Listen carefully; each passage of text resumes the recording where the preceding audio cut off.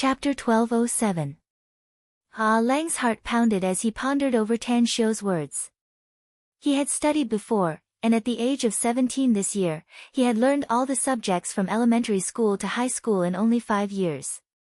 He was a genius with an extremely strong memory and comprehension ability. Therefore, he could tell the meaning of Tan Xiu's words. There was an ancient saying that a master for a day is a father for life. A master was not a teacher who welcomed and sent away his students in batches. A master was like a family member or a father. A master and a disciple were the closest people to each other in the truest sense. I'll give it a try. A resolute look appeared in Lang's eyes. 4 minutes have passed in an hour and 60 minutes, said Tan Xiu with a faint smile. In other words, you only have 56 minutes left. Lang's expression changed. He immediately sat down and concentrated on memorizing the contents of the soul-refining, heart-refining, and spirit-refining art. However, after a few minutes, a look of joy appeared on his thin face. This was because he discovered that his memory was much better than before. In the past, he would need to expend a great deal of effort to read 10 lines at a glance. But now, his memory kept getting stronger and his thinking became sharper. He could even easily memorize the content he just glanced at. My brain has become more powerful. After realizing this, Lang immediately calmed his mind and continued to read the book with rapt attention.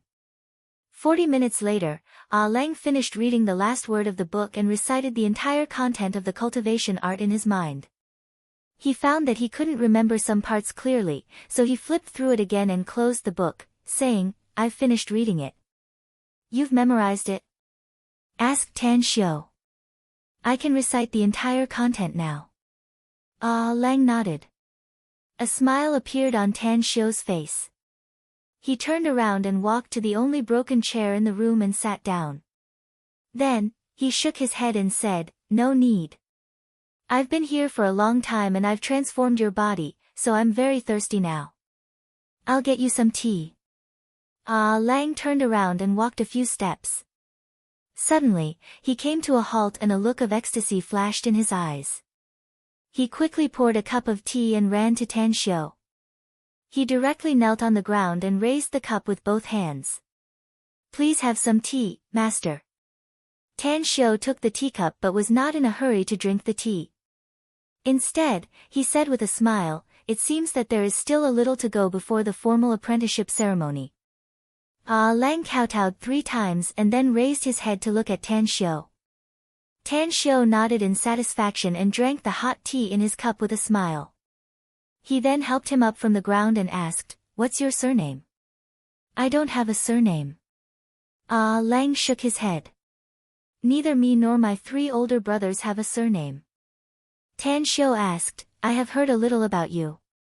Now tell me about your situation." "I'm fine, master," said Lang bitterly. "It's just that I had 3 older brothers when I was young, and 2 of them died. My eldest brother is now in prison and I'm afraid he won't be able to come out for the rest of his life. As a matter of fact, they're not my blood brothers. Even my closest brothers don't know the real relationship between the 4 of us." "Tell me about it." Tan Xiu nodded. "We used to live in an orphanage," said Lang. "We were all abandoned when we were very young. Later on, the people in the orphanage abused us all day long, so my eldest brother and second brother secretly took us out. Not long after we came out, our youngest sister died, leaving only the 4 of us. Later on, we fought with others for territory, food, and money. Finally, my second and third brothers were killed, and my eldest brother was also sent to prison." Tan Xiu nodded slowly and said thoughtfully, "What did your eldest brother do? Was he sent to prison?" Lang's eyes gleamed with hatred as he said, "I avenged my second and third brothers. As a matter of fact, I, Wang Hu, and Wang Long were also the ones who killed those bastards. My eldest brother took responsibility for all the crimes himself, so we could avoid going to prison together." "Which prison is your eldest brother in now?" asked Tan Xiu. "Qinchuan prison." Tan Xiu grabbed his mobile and dialed Zhu Long's number, saying, I need to rescue someone from Qinchuan prison. He's just an ordinary person, but his younger brother is my disciple and he'll follow me in the future. So report this to Duanmu Lin and ask him if he's willing to release him. Understood. Zhulong agreed. Not long after he hung up, he called back. How is it? Asked Tan Xiu after he picked up the call. Director Duanmu has replied that there won't be any problem as long as you don't let the person stay in China and don't make any big moves in the next few years, said Zhulong. Aquababe has already left for Qinchuan prison. Did I tell her to send him to you? Or are you going to pick him up yourself? Tan Xiu looked at Ah Lang and asked, what's your eldest brother's name? Ah Dong, answered Ah Lang. What's his name? Asked Tan Xiu. It's Ah Dong, answered Ah Lang. The ID cards given to our class by the government are Ah Lang and Ah Dong. Tan Xiu forced a wry smile and told Zhulong the name. Then, he said, Qinchuan prison is not far from where I am. We'll pick him up ourselves. Tell Aquababe to contact me when she arrives at Qinchuan prison. Tan Xiu put away his mobile and looked at the excited Ah Lang. Then, he lightly smiled and said, you don't have a surname, so I'll give you another chance. If you can reach the late stage of Golden Core in the next 2 years, I'll give you a surname. It's my surname. Tang. Ah Lang's eyes lit up and he heavily nodded. I'll do my best according to your request, Master. Can you really save my eldest brother from prison? We'll go to Qinchuan prison tonight to pick him up, said Tan Xiu with a faint smile. However, before we pick him up, I have something to ask you.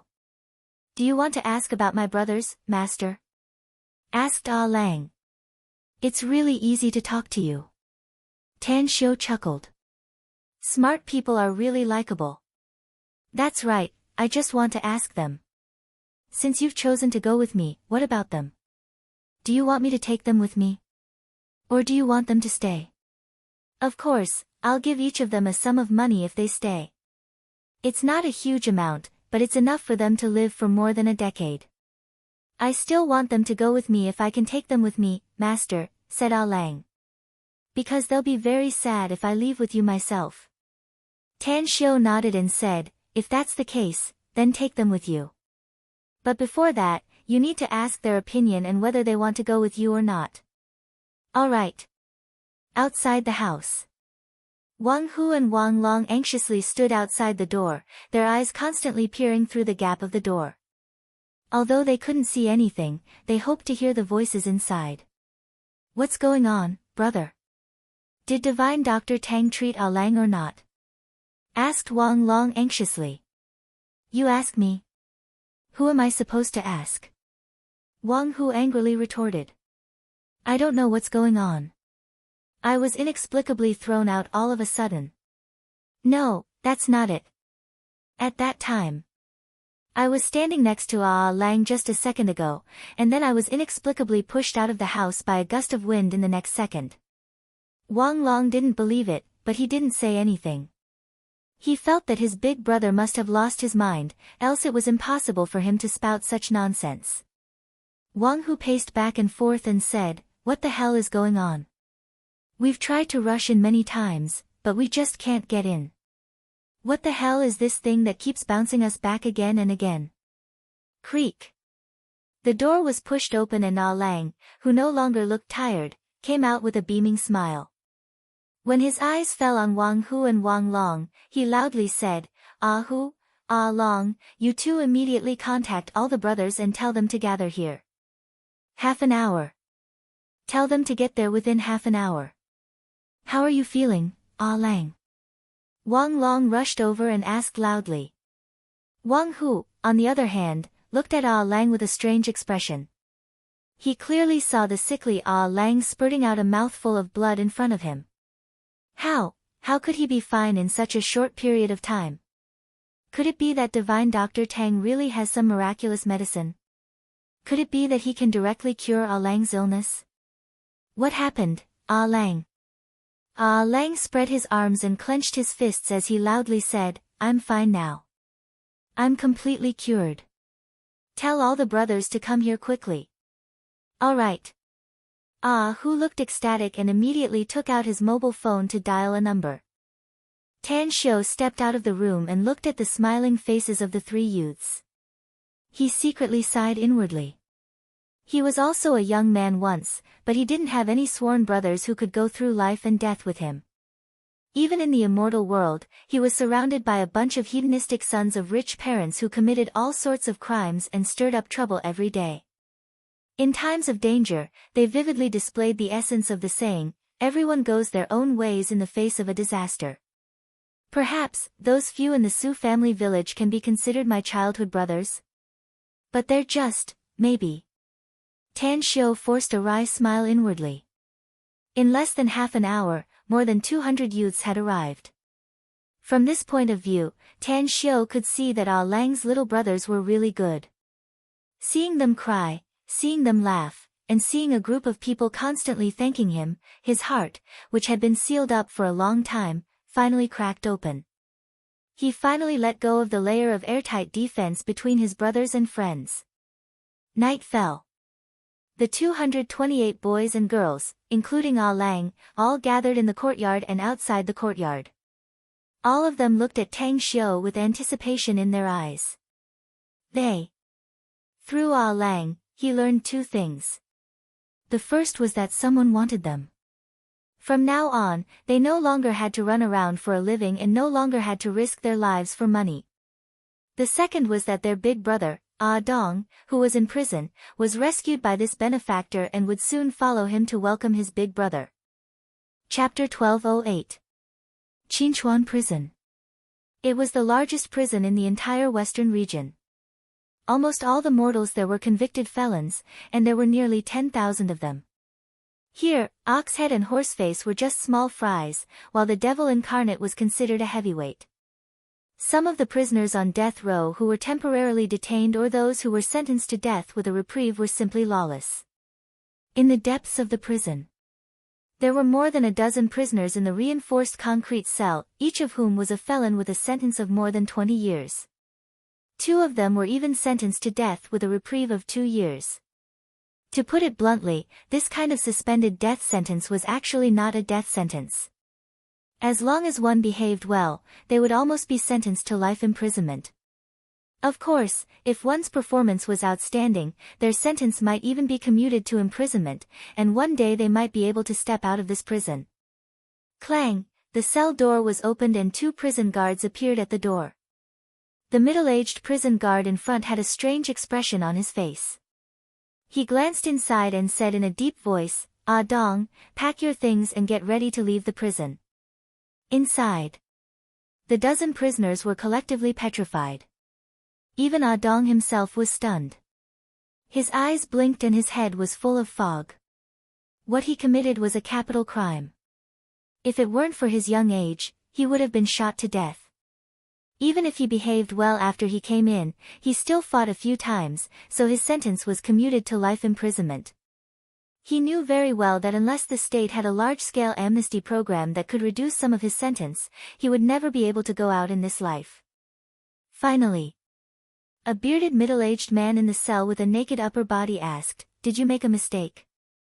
Ah Dong's sentence is life imprisonment. How can he be released from prison?" Ah Dong also seemed to wake up from a dream and hurriedly said, "Captain, did you make a mistake? My sentence hasn't come to an end yet." The middle-aged prison guard lightly said, "I don't know the details. I just received an order from the warden to take you out. Cut the crap and quickly pack your things." Ah Dong's body shivered and he hurriedly rushed to his bed. After quickly packing his things, he suddenly froze and then threw all his things on the bed of the strong man and loudly said, "I'm going out, so why do I still need these broken things? Brother Huzi, Brother Yang, Old Taoist, and all the brothers and uncles, I will go out first. I will come back to see you later." The dozen prisoners quietly looked at Ah Dong. Suddenly, the strong man strode forward and hugged Ah Dong. He patted his shoulder and said in a deep voice, "We appreciate your kindness, but we never want to see you in prison again. Brother, have a safe journey." Immediately after, the others also came over and hugged Ah Dong, saying a few words of farewell.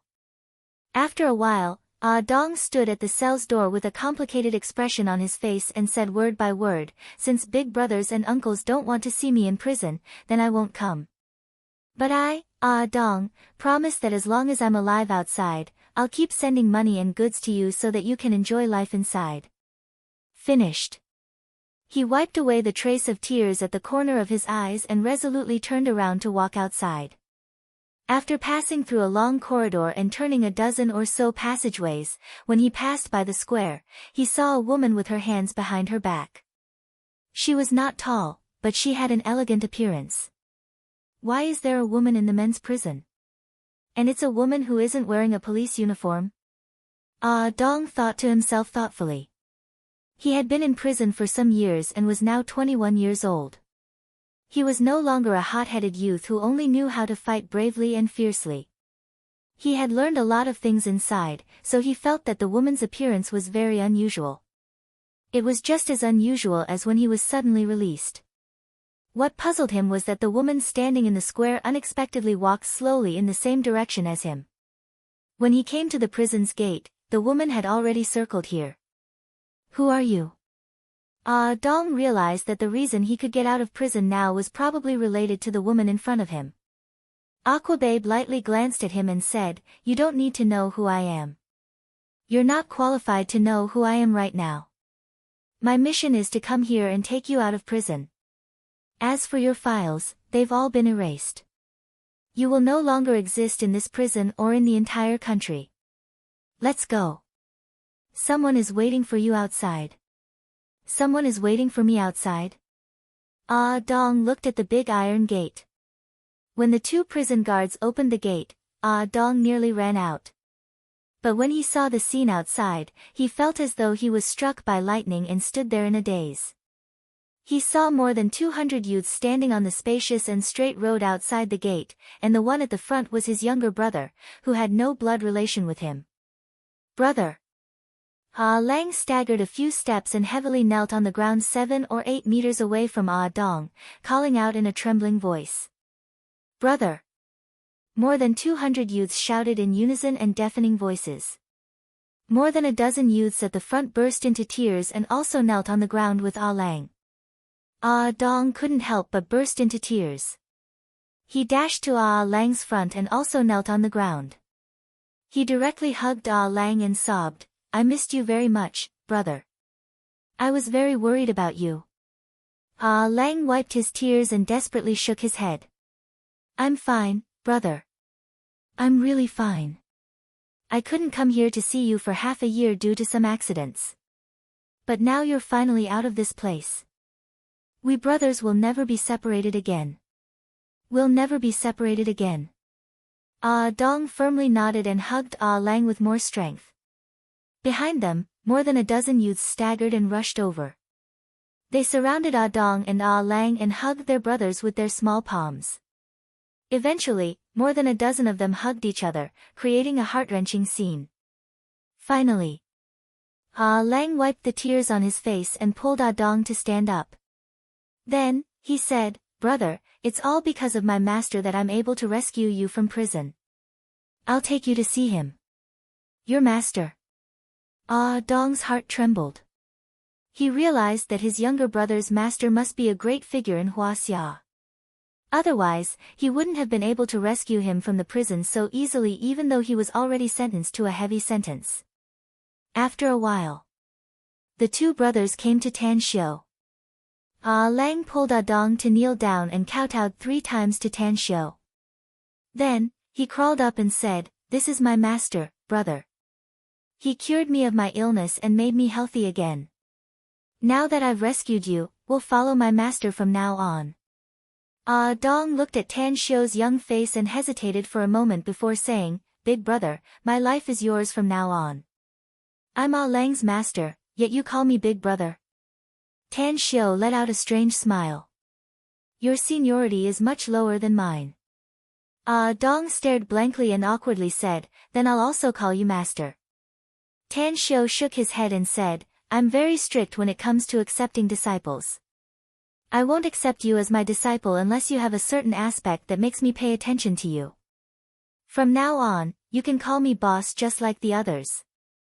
Having said that, Tan Xiu turned around and pointed to several buses behind them.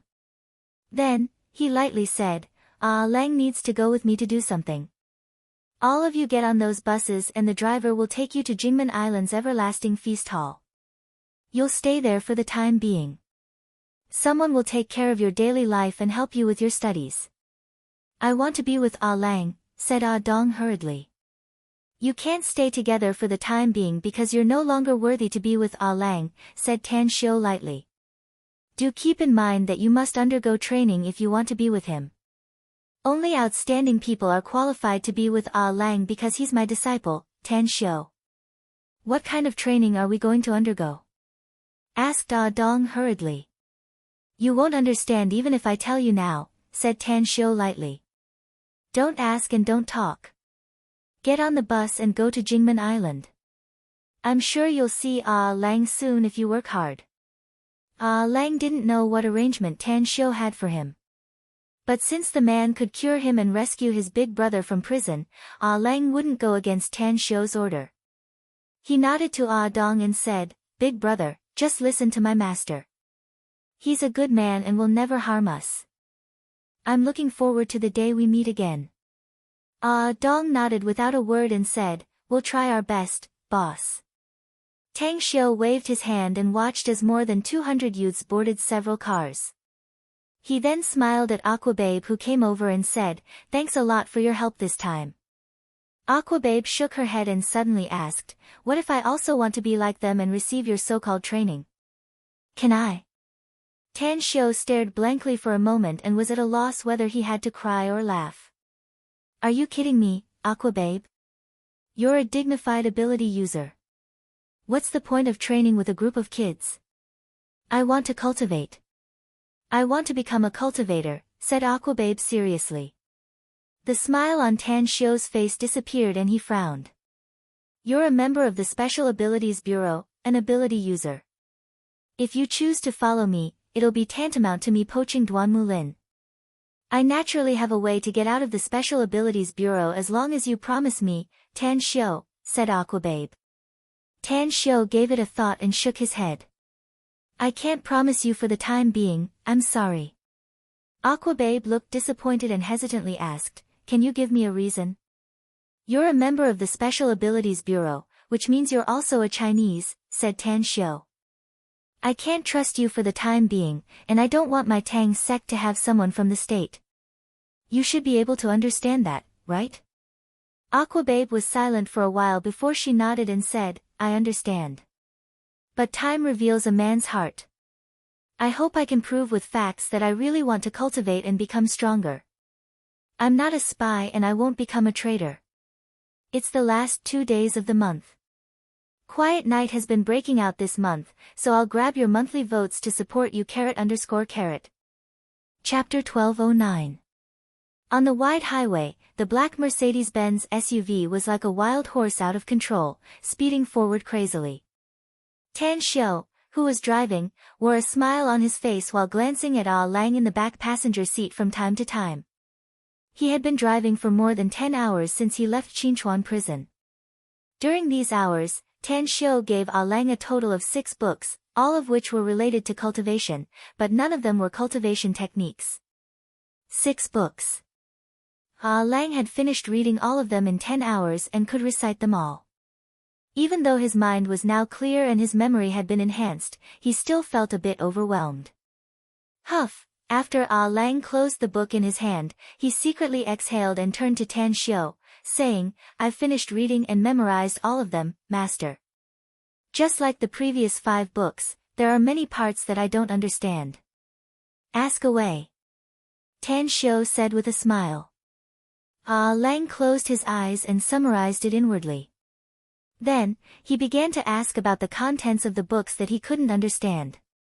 Soon, nearly an hour passed by. I understand it all, master.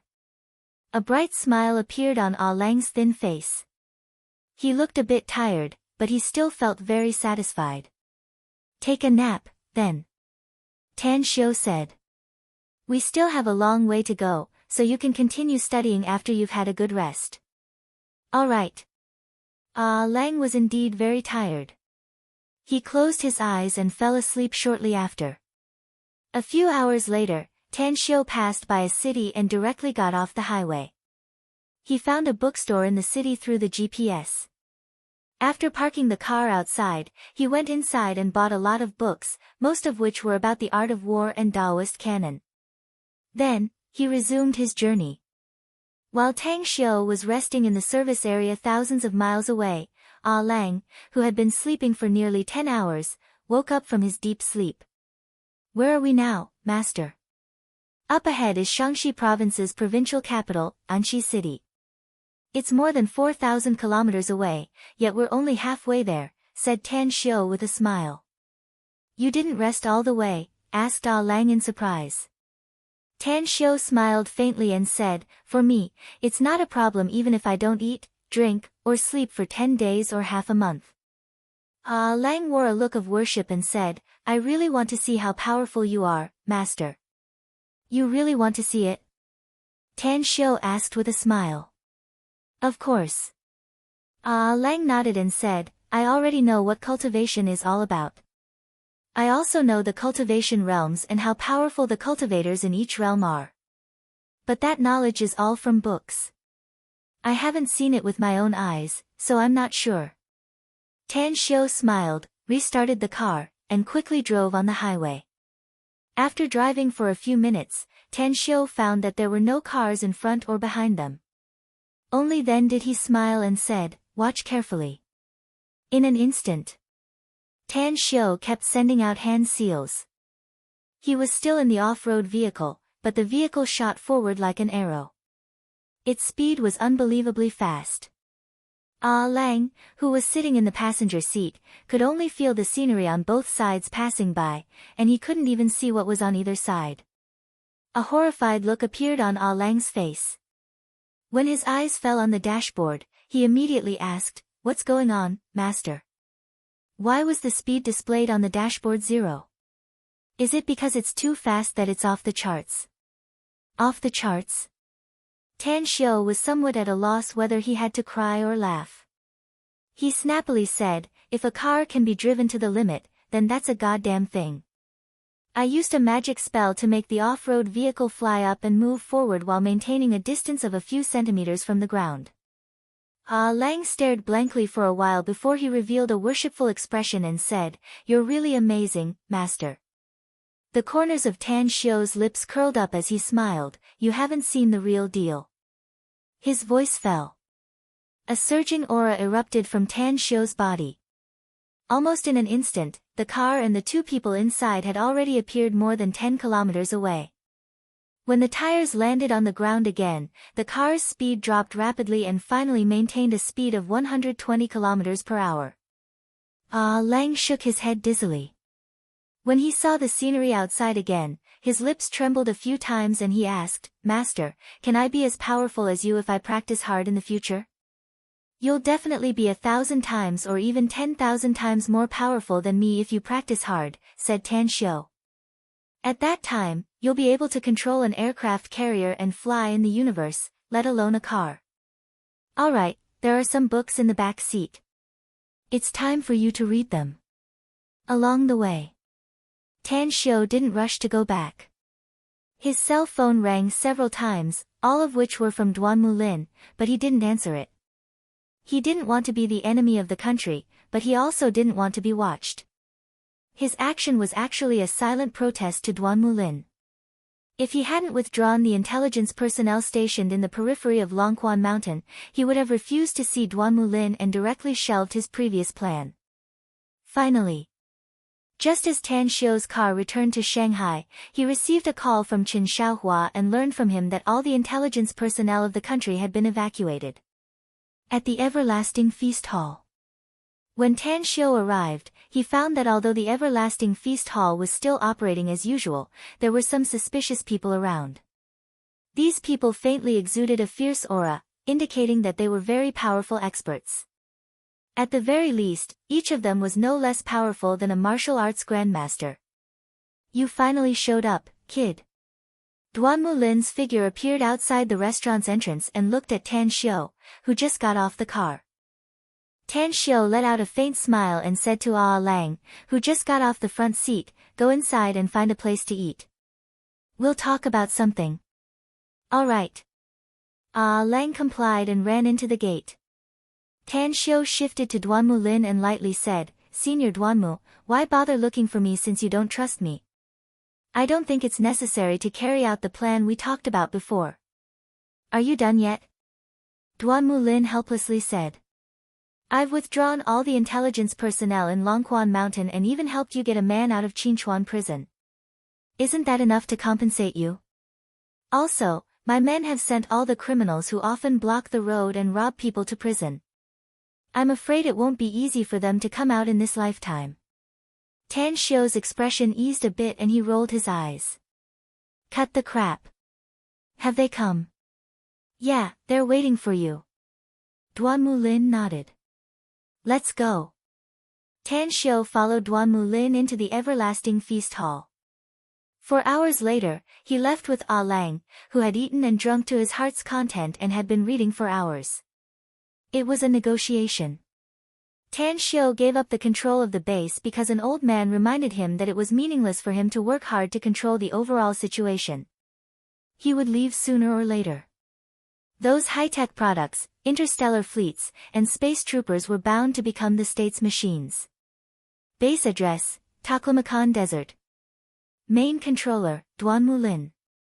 With a smiling face, Duan Mulin escorted Tan Xiu out of the gate. Then, he said with a smile, "We'll go to the 3-star vestige half a year later. We'll get that interstellar battleship and move all the high-tech machines inside to the Taklamakan Desert." "You'd better build the underground base in the desert within half a year," said Tan Xiu lightly. "If you don't fulfill your promise, I'm afraid you'll lose your position as the person in charge." Duan Mulin grinned and said, "Don't worry. I guarantee that I'll complete the task." Tan Xiu didn't bother to respond to Duan Mulin. After leaving with Lang, he slowly said, "I'm sure you've heard what I discussed with them today, right? Tell me, who got the upper hand in the end?" "Mutual benefit," answered Lang. Tan Xiu nodded with satisfaction and said, "That's right. It's indeed a mutual benefit. China will provide me with a steady stream of cultivation resources and open the door to all kinds of things, which will be very beneficial to us. As for those high-tech technologies, they're not that important. Keep in mind that your own strength is the most real foundation. When you're strong enough to blow up an interstellar battleship with a punch and destroy a galaxy with a kick, you'll understand that no matter how powerful technology is, it's not as important as your own strength." "I understand what you mean, Master," said Lang. "I'll be very powerful in the future." Tan Xiu slightly smiled and said, "Someone will take you to 9 Dragons Island tomorrow. There will be specialized people to train you. Once you complete the first stage of the training, you'll be sent to another place." Lang, my mission for you is to break through to the spirit formation stage within 10 years, 10 years? A resolute look appeared in Lang's eyes as he firmly nodded and said, "I'll do my best, Master." Blue Star Villa Complex. After returning with Lang, Tan Xiu took a comfortable bath and then changed into clean clothes. Just as he was about to call Mu Weining and tell her that he was back, his cell phone suddenly rang. "Something happened to Qin Zhizhong, Sect Master." Gu Xiaoshua's voice came from the phone. Tan Xiu furrowed his brows and asked in a deep voice, "What exactly happened?" "I don't know the specifics," said Gu Xiaoshua. "But Qin Zhizhong left 9 Dragons Island early this morning. Our people found the speedboat he was driving alone on the 9th barren island. There were traces of fighting and dozens of foreign corpses there, but there was no trace of Qin Zhizhong. I suspect that he might have been taken away." A cold glint flashed in Tang Xiu's eyes. He had always been protective of his disciples, and Qin Zhizhong was his disciple.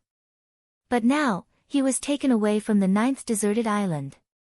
This was undoubtedly touching his reverse scale.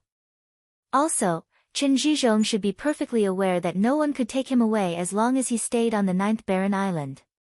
But why did he leave 9 Dragons Island? to give the enemy a chance to take advantage of him. Chapter 12:10. He hurried to the 9th deserted island. The scene of the battle was well protected by the Tang sect's outer members. Tan Xiu's expression slightly changed after he set foot here because he could vaguely feel a trace of shaman power lingering in the air. The Dark Shaman Clan? Or the Celestial Wizard Clan? Tan Xiu took a deep breath. After pondering for a while, he finally ruled out the Dark Shaman Clan. After all, these corpses belonged to foreigners with blonde hair and blue eyes. They were not from the Dark Shaman Clan. Furthermore, those people from the Dark Shaman Clan knew his strength and dared not oppose the Tang sect. The Celestial Wizard Clan. Killing intent surged in Tan Xiu's heart. He summoned more than a dozen Tang sect's core disciples from Nine Dragons Island and issued an order to find Qin Zhizhong. However, 2 days later, all the Tang sect's disciples tried their best to search for him, but they couldn't find any clues. Even when the Tang sect's disciples received Tan Xiu's instruction to find the Dark Wind organization for $100 million, they still couldn't get any information about him. Saipan. Master. Little Blind, who was walking on crutches and wearing black sunglasses, arrived under the escort of 2 Tang sect's disciples. Tan Xiu, who was at his wits' end at the moment, immediately frowned upon seeing Little Blind's arrival and asked, "Why are you here?" "I saw a bloody calamity on senior brother Qin a month ago," said Little Blind. "But I've always been curious. He's been staying in Nine Dragons Island, so how could he have such a calamity? Only now do I know the reason. Why didn't you tell me about this in advance?" asked Tan Xiu with a slightly moved expression. "I can't see through your destiny, Master, so I didn't dare to tell you about it. Otherwise, you'll disturb senior brother Chen's destiny if you intervene," answered Little Blind honestly. "Can you find him?" asked Tan Xiu after thinking for a while. "I can't find him, but there's someone who can." Little Blind shook his head. "Who is it?" Tan Xiu's expression shifted. "I don't know who that person is, but I know he should be a wizard," said Little Blind. "His name should have the word Xing in it." Star. Tan Xiu pondered for a moment before realizing the other party's identity. He took out his mobile and dialed the number of the Dark Shaman Clan's current patriarch, Xingluan. "Boss, are you looking for me?" Tan Xiu said, "My disciple, Qin Zhizhong, was taken away. I need to know his whereabouts." Xingluan was surprised and asked, "Who's so bold to capture someone from Tang sect?" Tan Xiu said, "I don't know, so I asked you to tell me." Xingluan forced a smile and said, "You don't think that I'm the one who sent my men to capture him, do you? I'm your man, and I'm Qin Zhizhong's partner. I have no reason to capture him. I know it's not you. It's not even someone from your Dark Shaman Clan," said Tan Xiu. "But the people who took him used witchcraft, so I was told that you could tell me something." "Witchcraft?" Xingluan thought for a moment and asked, "Where was Qin Zhizhong taken, boss?" "Island number 9. Tan Xiu said. "I just remembered it. A group of people came to Tea Country 4 days ago. The leader of the group claimed to be from the Sacred Flame and wanted our Dark Shaman Clan to help them with something big," said Xingluan hurriedly. "I'm afraid of this Sacred Flame organization, so I don't want to deal with them, so I directly refused. Some of them are proficient in witchcraft." "Tell me about this Sacred Flame organization," asked Tan Xiu. "This Sacred Flame organization is very mysterious and is almost the same as the Dark Wind organization," said Xingluan. "But they don't belong to the intelligence-gathering category. Instead, they act like mercenaries. Countless experts from Sacred Flame will gather together once they receive a mission. If the target is too powerful, they will even invite some forces to join them. Usually, the members of Sacred Flame are scattered all over the world and live their own lives. The people from Sacred Flame who came to our Dark Shaman Clan this time are almost all from Europe." "How can I find this organization?" asked Tan Xiu. "It's in Saipan's Demai area," said Xingluan. "They told me that I can take my men to Clearstream Interpreter in Saipan's Demai area if I change my mind." "I see." Tan Shio hung up the phone and looked at Little Blind in front of him. How's your current cultivation? Late stage of foundation establishment, answered Little Blind. Your cultivation speed is a bit slow, said Tan Shio with a frown. I only cultivate for a short time every day, master, said Little Blind hesitantly. I mainly cultivate my mental force, so my cultivation speed is a bit slow. How's the intensity of your mental force? Asked Tan Shio with raised brows. I can see everything within a kilometer with my mental force alone, answered Little Blind. I can lift a 100-kilogram object. However, there are exceptions. If I'm in the sea, my mental force can cover everything within a radius of several kilometers and can even bind an adult blue whale. Tan Shio was dumbfounded and looked at Little Blind incredulously. He never dreamed that his mental force cultivation would reach such a level in such a short time. In the immortal world, there were some people who specialized in cultivating their mental force to the point that they could make a planet explode and destroy a galaxy with just a thought. Therefore, such people were known as mental force saints. Could it be? Little Blind can also become a mental force saint in the future. Tan Shio patted his shoulder and said, your mental force cultivation is progressing at a godly speed. It's beyond my expectation. However, you can't spend a lot of time cultivating your mental force in the future because your own cultivation is also very important. Otherwise, your body won't be able to bear it when your mental force reaches a certain level. Besides, it'll also waste your constitution. Constitution? Is my constitution very good, master? Asked Little Blind, confused. Very good. Tan Shio nodded and said, it's a once-in-a-lifetime one. Given your constitution, you'll be at least a golden core stage expert now if you cultivate diligently. It's recorded in the ancient books that the blood in your veins and the energy in your bones will never die. It's a once-in-a-lifetime ice body. The blood in your veins and the energy in your bones. If you cultivate diligently in the future, you may even become the most powerful person in the entire Tang sect. I'll listen to you, master, said Little Blind. I'll be able to protect you when I become the most powerful person in the future. Tan Shio patted his shoulder and smilingly said, protecting me is secondary. Your eyes will be able to see the light again as long as you can break through to the nascent soul stage. The reconstruction of your body at the nascent soul stage will no longer make you look like an 8 or 9-year-old anymore and restore you to your original age. See the light again. Little Blind was shaken inwardly and firmly nodded. I understand, master. As the two Tang sect disciples escorted Little Blind back to Nine Dragons Island, Tan Shio took the rest of the Tang sect disciples and rushed to the Clearwater Translation Institute in Demai district of Saipan at a very fast speed. Halfway there, a group of intelligence personnel appeared in the vicinity of the Clearwater Translation Institute and continuously transmitted the situation there. Half an hour later, when Tan Shio appeared outside the Clearwater Translation Institute, a Tang sect disciple silently appeared in front of him and respectfully reported, we've figured out the situation inside, sect master. There are only 4 men and women staying here. One of them is the owner of this place, while the other 3 are experts from European countries. We were almost discovered by them when we sneaked inside to gather intelligence. No need to hide anymore, ordered Tan Shio in a deep voice. Just rush inside and take them under control. Understood. Dozens of figures flickered lightning fast and quickly appeared inside the Clearwater Translation Institute. After a fight, the 4 blonde and blue-eyed Caucasian men and women were seriously injured and captured by the Tang sect disciples. Who the hell are you? You're trespassing on private property and violating the laws of our country. A tall blonde man angrily shouted. Tan Shio walked to him and a dagger instantly appeared in his hand. A cold light flashed and the blonde man's ears were cut off.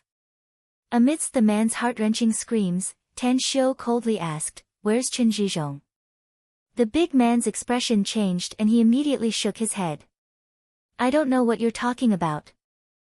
Tan Shio grabbed his arm and cut off his right hand with the dagger. Then, he asked again, you have a lot of body parts on you, so I'll have time to slowly interrogate you. I want to see how much pain you'll feel when I cut off your body parts one by one. Kill me. The big man endured the heart-wrenching pain and roared loudly. I'm proficient in more than 10,000 kinds of torture techniques. Tan Shou shook his head and said, I can guarantee that you'll suffer a fate worse than death for the next 3 months. I want to know whether your bones are tough or my interrogation techniques are more powerful.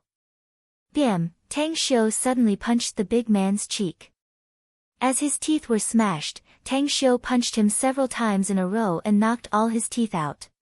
Then, he sneered and said, I told you that you'll never be able to kill yourself if I don't want you to die, even if you desperately want to commit suicide.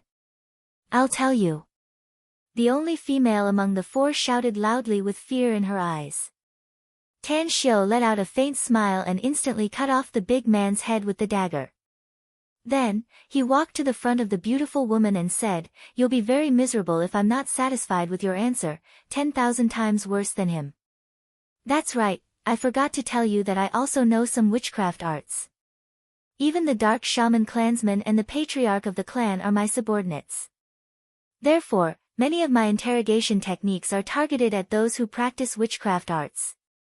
The beautiful woman couldn't help but shiver and hurriedly said, It was the Nanagon Bulwark's master who invited us to do it. Chen Zhizhong's soul is very interesting, and the Nanagon Bulwark's master wants to refine his soul to enhance his own strength. We just received the money to do the job. This matter has nothing to do with our Sacred Flame organization. Today's 2nd chapter will be delivered, and there will be a 3rd chapter in the evening. It's the last 2 days. Chapter 12:11. Where's the Nanagon Bulwark? Asked Tan Shou coldly. I don't know the specific location, but I know how to get there, said the bell. It's the biggest port in Saipan, and there's a passenger ship there. After getting the information about the passenger ship from the bell, Tan Shou nodded to Qi Nan at the side, signaling her to release the other 2 men from Sacred Flame. Then, he looked at the bell and asked, You should know about the situation in Nanagon Bulwark, right? The bell felt relieved after seeing that her 2 companions had been released. She was really afraid that Tan Shou would turn hostile and kill all 3 of them after getting the answer he wanted.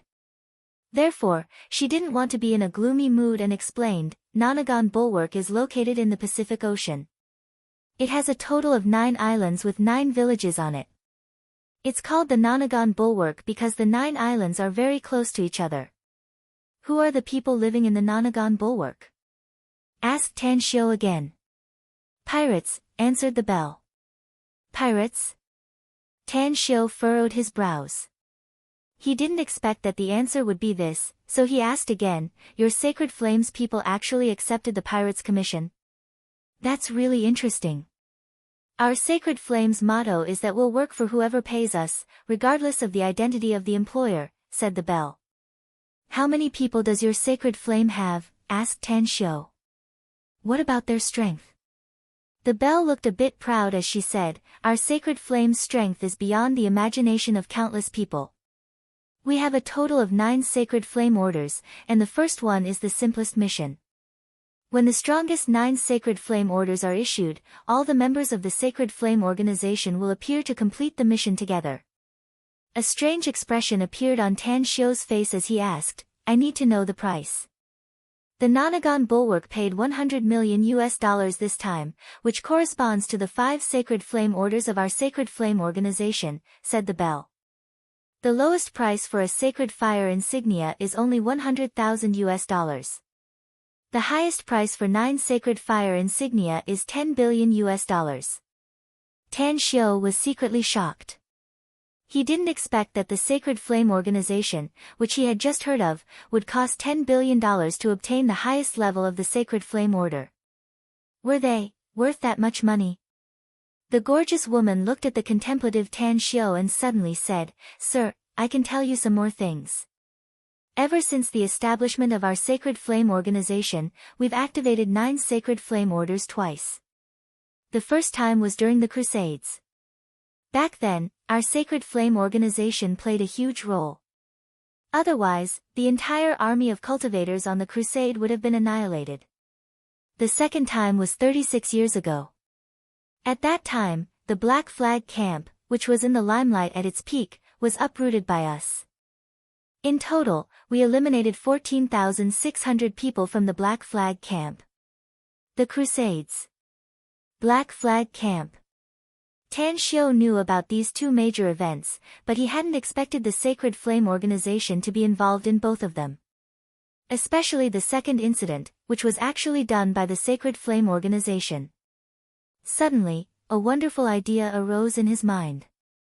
He looked at the gorgeous woman and asked, "What's your status in the Sacred Flame organization?" "I'm the vice captain of the Saipan squad, Karen," answered the woman. "I need your Sacred Flame's boss. If he can come to Saipan personally, I'm willing to pay $10 billion to activate the Sacred Flame organization's third Sacred Flame order," said Tan Xiu in a deep voice. "I'll give him 7 days. I'll return to Saipan 7 days later." An excited look appeared on the gorgeous woman's face as she hurriedly asked, "Do you really want to activate the Sacred Flame order?" "Of course. I can pay you $1 billion in advance," said Tan Xiu lightly. The gorgeous woman broke free from the Tang sect's disciple's hand, got up, and excitedly said, "I'll immediately contact our Sacred Flame organization's Vulcan once the $1 billion deposit is in my account. He's our boss. Our Sacred Flame organization can do anything as long as we have money. We even dare to provoke the people from the 3 major organizations." Tan Xiu gave it a thought and suddenly asked, "How many people from your Sacred Flame organization are in Saipan? Or should I say, how many people from your organization can rush to Saipan in half a day?" "More than 200, answered the gorgeous woman. "And all of them are experts. I'll give you an additional $5 billion. I'll give you half a day to follow me to the Nanagan Bulwark to rescue my disciple, Qin Zhizhong, and kill all the pirates there," said Tan Xiu. The gorgeous woman looked ecstatic and excitedly rubbed her hands. "No problem. No problem at all. Everything is fine as long as we have money. You'll have to pay us $5 billion in advance. We can set off immediately once the money is in our account." Tan Xiu turned to look at Qi Nan and said in a deep voice, "Contact Xiao Xue immediately and tell her to transfer $5 billion to the other party's account." "But boss, this..." Qi Nan hesitated. "Execute it," said Tan Xiu. "Understood." Qi Nan nodded helplessly. She asked for the Sacred Flame organization's account and immediately left. Clearwater translator. In the courtyard, dozens of Tang sect experts were sitting cross-legged like stone statues. Tan Xiu was also sitting cross-legged on a stone platform, calmly watching the figures that flashed lightning fast appeared. There were black, white, and yellow people among them. "Who are they, Karen?" A burly black man with a stocky build appeared with dozens of experts. With a vigilant look on his face, he asked in a deep voice. "They're the employers, Sir Tu," answered Karen hurriedly. "HQ has received $5 billion for 2 missions, said the black man in a deep voice. "The first mission is to go to the Nanagan Bulwark and rescue Qin Zhizhong, whom we've captured." "What's the second mission?"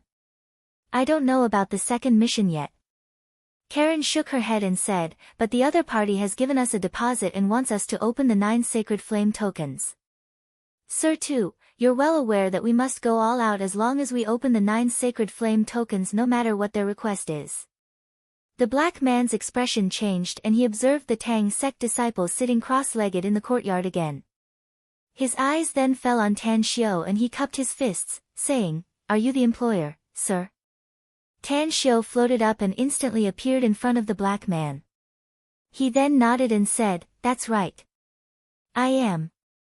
When will the members of your Sacred Flame organization arrive? You must know that Qin Zhizhong will be in more danger for every minute we waste here." "Half an hour. We'll set off in half an hour at most," said the black man with a bit of respect in his eyes. He knew that the employer who could come up with $10 billion to issue the 9 Sacred Flame tokens must have a very terrifying status. Tan Xiu thought for a while and asked, "Answer me a question. How did you know where Qin Zhizhong is and how did you go there to capture him?" "It was a drop of blood," said the black man. That drop of blood led us to that deserted island in the Pacific Ocean and we found Qin Zhizhong there. We didn't believe it at first, but after we arrived there, we finally believed it. Where did that drop of blood come from? Asked Tan Xiu with a frown. It was given by the employer, the Nonagon Bulwark's first master, answered the black man. Tan Xiu nodded without a word. He knew that Qin Zhizhong had been cast with a forbidden spell before. Not only was his memory obscured, but even his cultivation level had dropped, leaving him with only 1% of his former strength. At first, he thought that it was the bastard he killed.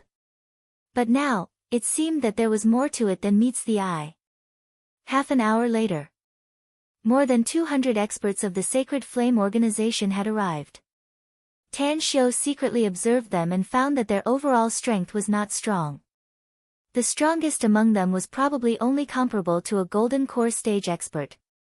Most of them were only comparable to Foundation Establishment stage experts, and a few of them were only comparable to Qi refining stage cultivators.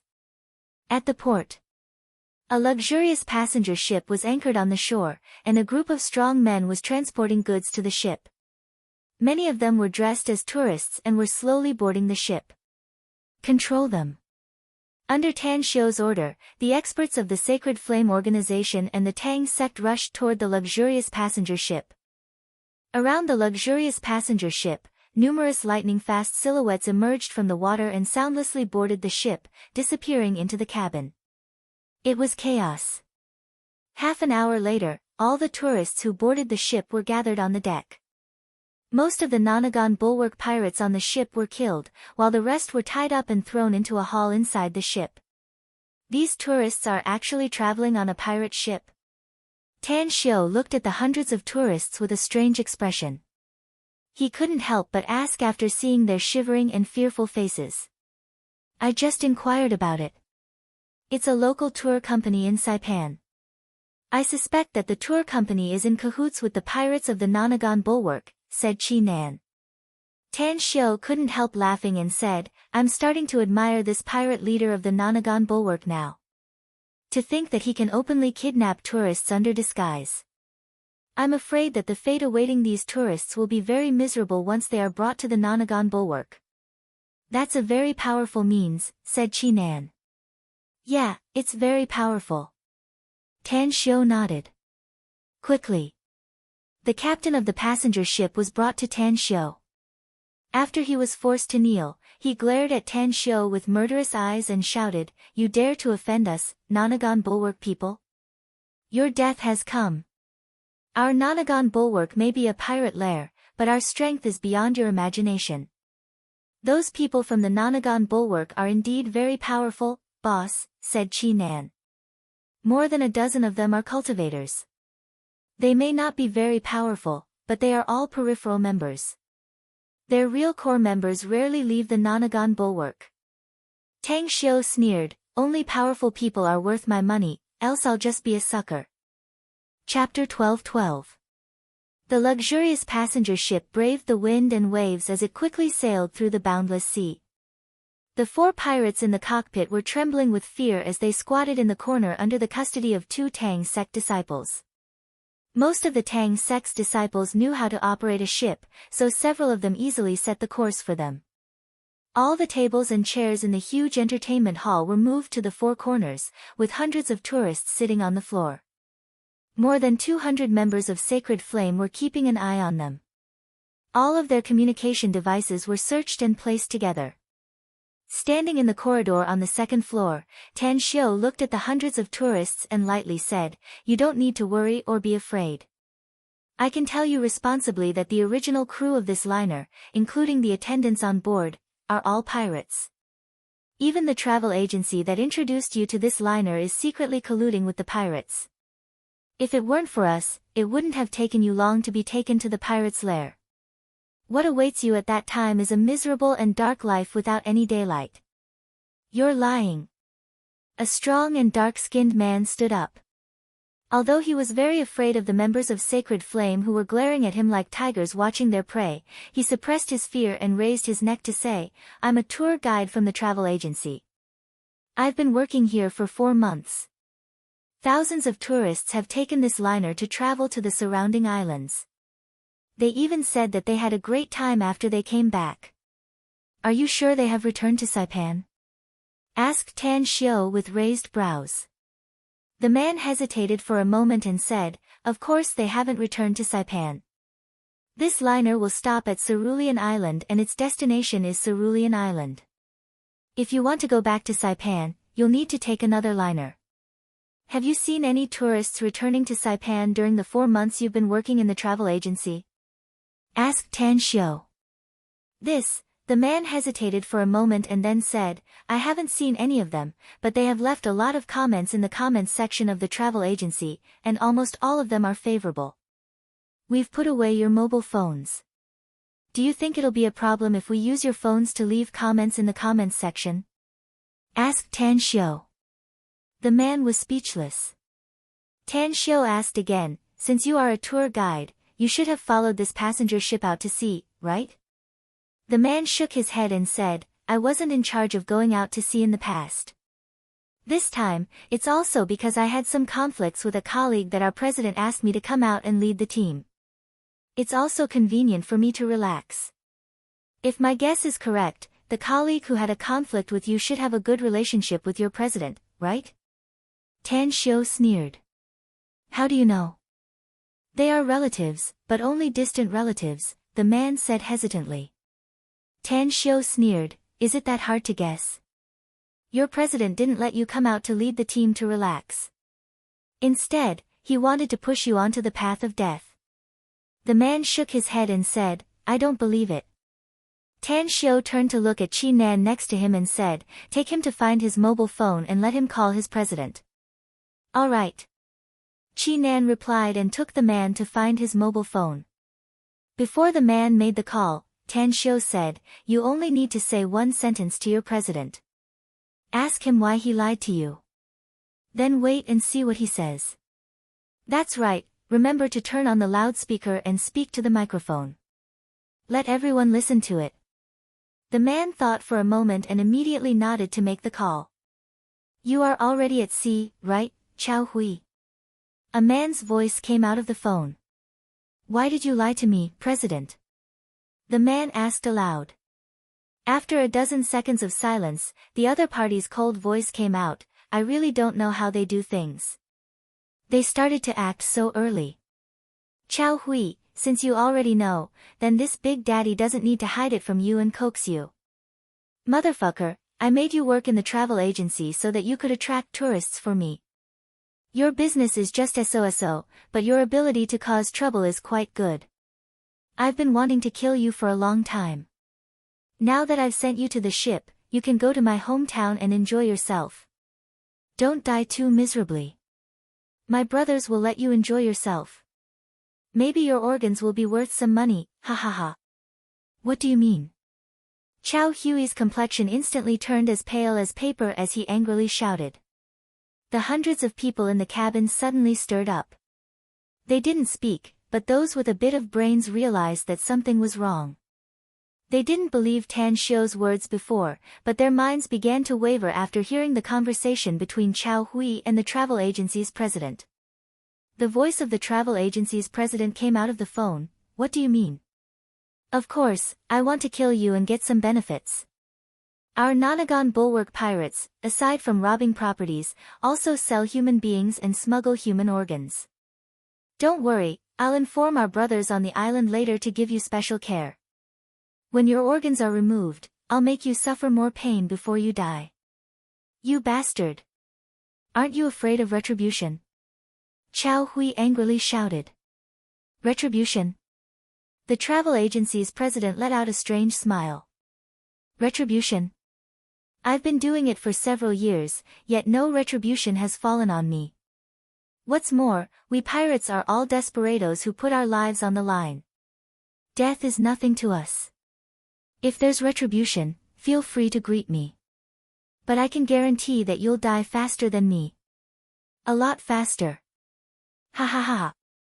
Chao Hui fiercely smashed his phone to the floor.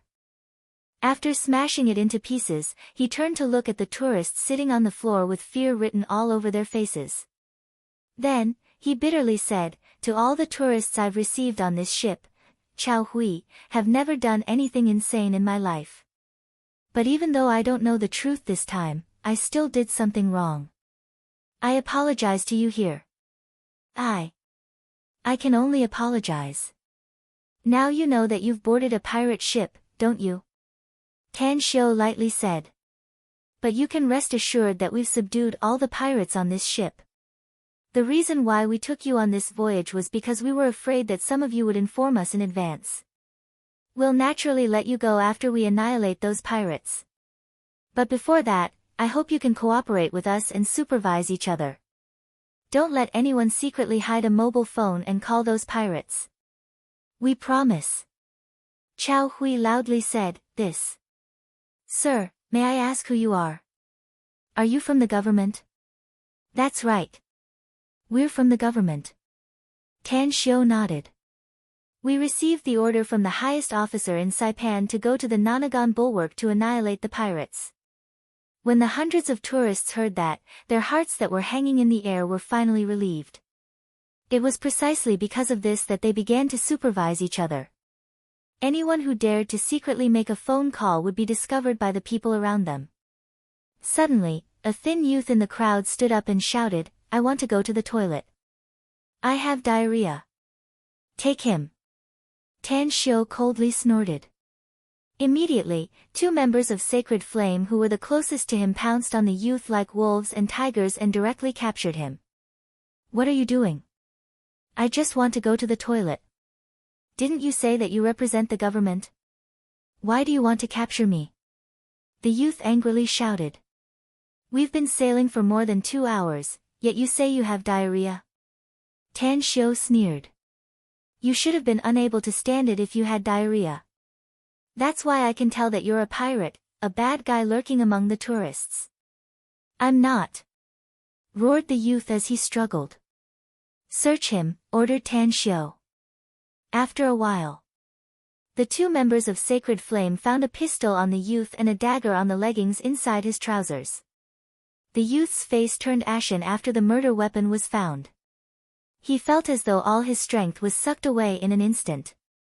He would have collapsed to the ground if it weren't for the 2 members of Sacred Flame holding him. There should be more than one pirate among you, sneered Tan Xiu. You'll face a body search later. Anyone found with a murder weapon will be executed as a pirate. Just as his voice faded away, the 3 youths jumped from the corners of the crowd and then quickly ran toward the nearest passage. They wanted to escape from this living room. They knew where the speedboat was, so they could escape. Puff! Puff! Puff! The members of Sacred Flame were extremely fast and directly killed the 3 youths in just a few seconds. Nanagan Bulwark. The first island was called the Sun Island. This island was also a very famous tourist attraction, but there weren't many tourists here. There were only about 1,000 residents on the entire Sunny Island, but Tan Xiu was well aware that these people were pirates and their relatives. They usually lived like ordinary people, but this facade was just a cover for the other 8 islands. The next day, in the evening, as the liner approached Sunny Island, a Tang sect disciple in the cockpit quickly came to Tan Xiu's side and reported, the other party sent a flag signal and we got a reply from the pirates. But it seems that they've been deceived. The islanders on the island are already prepared. Since they've been exposed, let's kill them directly, said Tan Xiu indifferently. Kill all the islanders on the Sunny Island, including their relatives. Understood. The Tang sect disciple nodded respectfully. Suddenly, Karen, who was standing at the side, hesitated. Isn't this too cruel, Mr. Tang? Those pirates deserve to die, but their relatives are innocent, no? Besides, most of them are ordinary people. If we kill them, won't it? Tan Xiu interrupted her indifferently and said in a deep voice, they're all pirates, so they deserve to die. The relatives of those pirates are also helping the evildoer. Also, can you guarantee that their relatives aren't involved in this? Chapter 12-13. Tan Xiu had been in the immortal world for tens of thousands of years, and killing was a common occurrence there. It was a cruel and bloody world where people ate each other. This was the heavenly Tao's rule: big fish eat small fish, while small fish eat shrimps. If you don't kill, others will kill you. If you want to live, go further, and become stronger, you must tread on a mountain of corpses and tread on a sea of blood to advance. On an island. More than 1,000 people. For the former Tan Xiu, this was a cruel slaughter, and perhaps the number of innocent people involved would be no less than this. He respected life, but he didn't care about the lives of those who deserved to die. Being a pirate. It was like tying one's head to one's belt. While killing others, one must also be prepared to be killed by others. Looking at Karen's hesitant expression, Tan Xiu indifferently said, "I'm starting to suspect whether your sacred flame is a soft-hearted person or not. If you're always soft-hearted, then I'll have to hesitate about activating the 9 sacred flame orders. Because it's impossible to complete my plan with such an attitude." Karen's expression changed. She noticed that her companions around were glaring at her angrily. Her face immediately turned cold and she said in a deep voice, "Mr. Tang, our sacred flame is more or less the same as mercenaries. Since we've accepted the mission, we'll execute it perfectly. Let alone those who deserve to die, we won't be soft-hearted even if they're innocent and pitiful. Just now, I was soft-hearted and had a trace of benevolence in my heart. I assure you that this kind of benevolence will never exist again in the future. Our sacred flame's motto is that everything depends on money." "That's right." Tan Xiu nodded with satisfaction and said, "You're pursuing money. Everything else is secondary. You must be pure for the sake of money. Kill anyone who stops you from making money. Humans die for wealth, and birds die for food. Money is everything in this world." A complicated look flashed in Karen's eyes as she nodded without saying a word.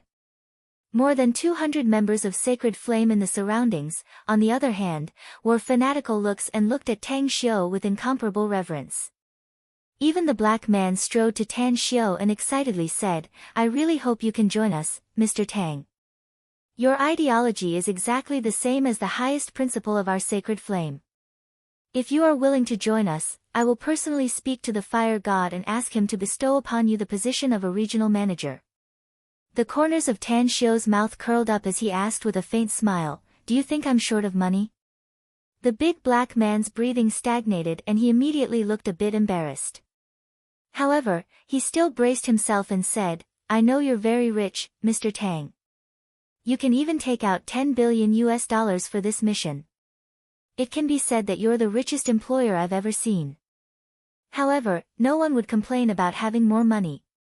Even if you had $100 billion, you would not be the richest person in the world. Don't you want to have more money, more wealth, enjoy the best service in the world, and live the most comfortable life? Money is supreme."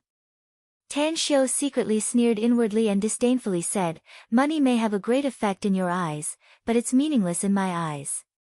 When you arrested Chen Zhizhong, you should have investigated his information, right?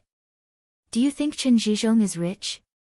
"He's a bit rich, but not too rich," said the big black man.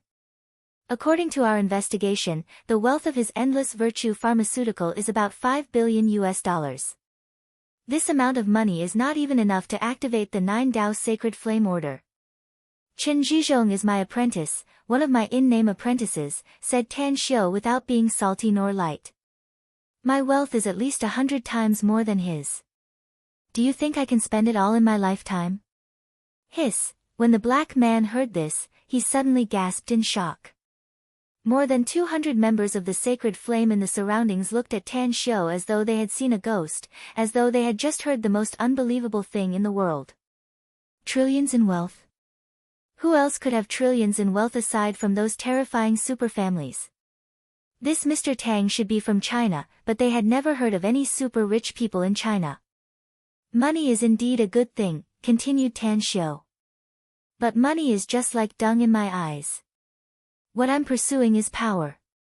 You're very poor now, so you need to continue pursuing money. When you have money that you can't spend, you'll begin to pursue power and pursue the essence of life." Poor. More than 200 members of Sacred Flame all wore wry smiles on their faces. Which one of them didn't have tens of millions or even hundreds of millions in wealth? Although they were not super rich, they were still much stronger than many people, right? However, they recalled the terrifying wealth of this guy in front of them. More than 200 people groaned inwardly. Indeed, compared to him, we're really poor and destitute. Shortly after, several experts of the Tang sect and more than a dozen experts of the Sacred Flame stayed on the luxury liner, while the rest followed Tan Xiu to Sunny Island. Facing the dozens of aggressive pirates and watching them quickly pull the trigger, Tan Xiu didn't even need to give an order as the Sacred Flame's experts rushed forward like lightning. Blade lights flashed, sword shadows flew, and bullets splashed everywhere, not injuring anyone at all. The dozens of fierce-looking pirates had their heads chopped off and their bodies torn apart. In just a short moment, they were already dead. Kill them. Kill those pirates as fast as you can. Do remember to leave a few of them alive and force them to tell me the whereabouts of my disciple, Qin Zhizhong. Tan Xiu flew ashore and shouted in a deep voice. Whoosh! Whoosh! Whoosh! Figures flickered toward the island lightning fast. Along with the sound of gunfire, it didn't take long before Qi Nan returned and reported, Sect Master, the fifth island is called Yin Island. Qin Zhizhong is being held there. I heard that the pirate leader has driven away all the people on Yin Island in the past 7 days. It seems that he's performing a ritual. A cold light flashed in Tan Xiu's eyes and he shouted in a deep voice, notify everyone to return to the ship and then we'll head to the fifth island immediately. 5 minutes later. All the people who left returned. The passenger ship set sail again at its fastest speed and rushed toward the fifth island more than 100 nautical miles away. Tan Xiu understood that he must race against time to save Qin Zhizhong. Otherwise, he would be in more danger if he delayed for even a minute. After the fast sailing, Tan Xiu could already see the corridor of the Yin Island from the deck. However, at this time, 4 passenger ships quickly sailed from the direction of the Yin Island. Tan Xiu looked at the bow of the 4 passenger ships. There were strong men in black training suits and holding various weapons. Stop the passenger ships in front or we'll kill you. A loud broadcast came from the 4 passenger ships. With a disdainful look on his face, Tan Xiu shouted in a deep voice, everyone, listen to my order. Don't pay attention to their words. Just rush over and kill them all. After saying that, he directly grabbed Qi Nan's shoulder and the 2 of them soared into the air and flew toward the Yin Island. When the 4 burly pirates with swords and sabers flew up to intercept them, Tan Xiu unleashed his divine sword and slashed at the 4 without hesitation. Sword shadows extended for hundreds of meters. The 4 burly men didn't have time to dodge and were smashed to pieces by the sword shadows. So strong. The Black Man and more than 200 experts of the Sacred Flame organization gasped when they saw Tan Xiu's violent strike. They couldn't understand why Tan Xiu would spend so much money to hire them given his terrifying strength. After a while, Tan Xiu and Qi Nan set foot on the fifth island, Yin Island. However, killing intent surged in the eyes of the 13 black-robed old men with long sabers in their hands. They sneered and said, the real experts have finally appeared. But you can't stop me with your strength. Qi Nan, I'll leave them to you. Kill them. Understood. A powerful aura erupted from Qi Nan's body. She unleashed her immortal sword and flashed toward the 13 black-robed old men like a lightning bolt. Her attack was extremely fast and powerful. At least, she was much stronger than the 13 black-robed old men. Therefore, Qi Nan's attack alone was enough to make the 13 of them have a drastic change in expression as they struggled to resist. Tan Xiu continuously released his spiritual sense and covered a radius of several kilometers. He then flew toward the center of the island. A few minutes later, he saw a strange altar within the range of his spiritual sense.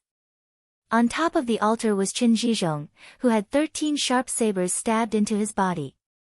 In front of the altar was a bald man who knelt on his knees and kept chanting a strange incantation. Suddenly, the bald man's figure vanished into thin air. When he reappeared, he had transformed into a black dragon and instantly appeared in front of Tang Xiu. The ferocious appearance of the black dragon made Tang Xiu jump in fright. However, a disdainful look appeared on Tang Xiu's face after a while. He sneered and said, "I'm not its match for a real black dragon whose strength is comparable to that of an immortal for the time being. But a black dragon transformed from a black dragon is nothing but an ant in my eyes. Die for me." The divine sword suddenly expanded. The violent sword shadow instantly slashed the black dragon's head. As the black dragon howled and dissipated, the black-robed bald man was sent flying backward. Blood sacrifice. Array refinement. The black-robed bald man spurted out a mouthful of blood. As he was sent flying backward, his hands constantly streaked in the air and the blood gradually condensed into dozens of blood-colored talisman seals. It's just an insignificant skill. It's hardly presentable. Tan Xiu could see the mystery of the black-robed bald man's secret technique at a glance. As the divine sword swept over, dozens of blood-colored talisman seals vanished into thin air.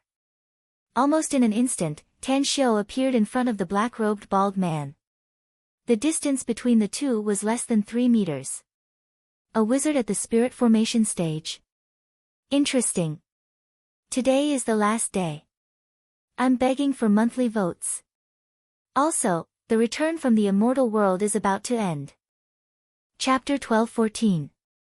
The black-robed man's expression didn't change at all from beginning to end. Even though the black dragon he conjured was destroyed and he was sent flying by Tan Xiu's sword strike, and even though Tan Xiu was already in front of him, his eyes were still as stagnant as a pool of stagnant water. "You don't dare to kill me." The indifferent words came out the moment he retreated.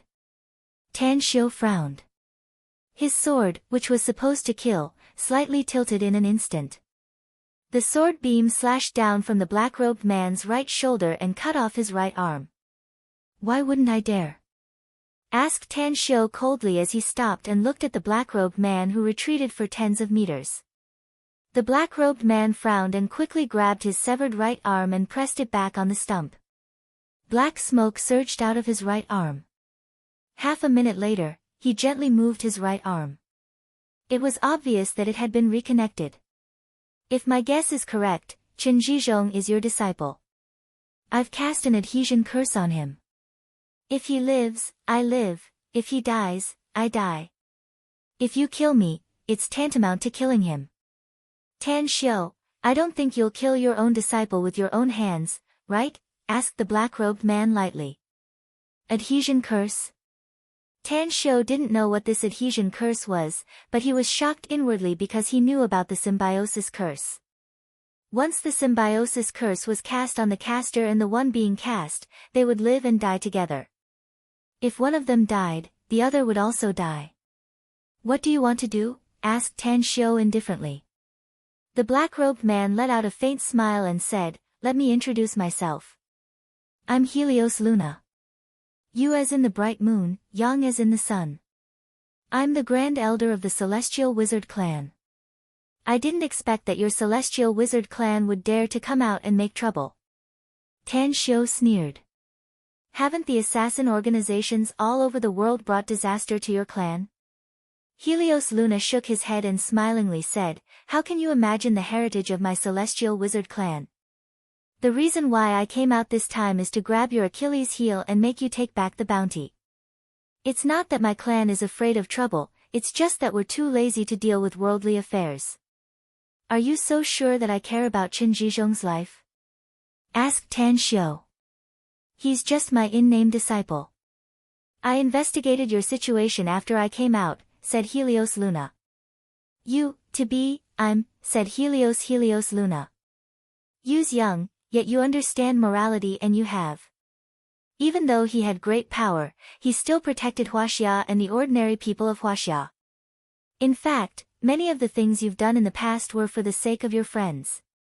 How could a young man like you not care about the life and death of his disciple?" Tang Xiu let out a mocking smile and asked, "Do you think you really know me?" "I know, me," Xiu said. "Wizard Yang. Yang Tian. Yang. I just said." I to you, that I have that be. I have Chen want to say. Have you? I'd love to hear it if you're willing to tell me about it. You're not qualified to know my story. Tan Xiu shook his head. Having said that, he ignored Helios Luna for the time being and flew to the altar. There, he looked at Qin Zhizhong, who had 13 sharp knives stabbed into his body. Traces of blood slowly slid down the blades and eventually fused into the engraved array pattern on the altar, where a faint red light flickered. Moss. Master. Qin Zhizhong looked up with difficulty and could barely see Tan Xiu's face through his blurred vision. Tan Xiu sighed inwardly. As his spiritual sense continued to penetrate the array pattern on the altar, the killing intent in his heart grew thicker. He turned his head to look at Helios Luna, who was smiling with his arms crossed. This array, it was a sacrificial array used by evil cultivators to refine living beings. Once all the blood of the sacrificed living being flowed into the array, the 3 souls and 7 spirits would be mercilessly extracted from the body and turned into a guardian spirit. Once the caster devoured the guardian spirit, they could obtain all the cultivation and memories of the living being, and their strength would skyrocket crazily. Such a method was extremely sinister.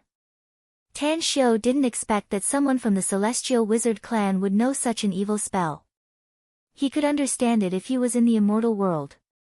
After all, there were countless cultivators and all kinds of magical powers and secret arts were widely spread.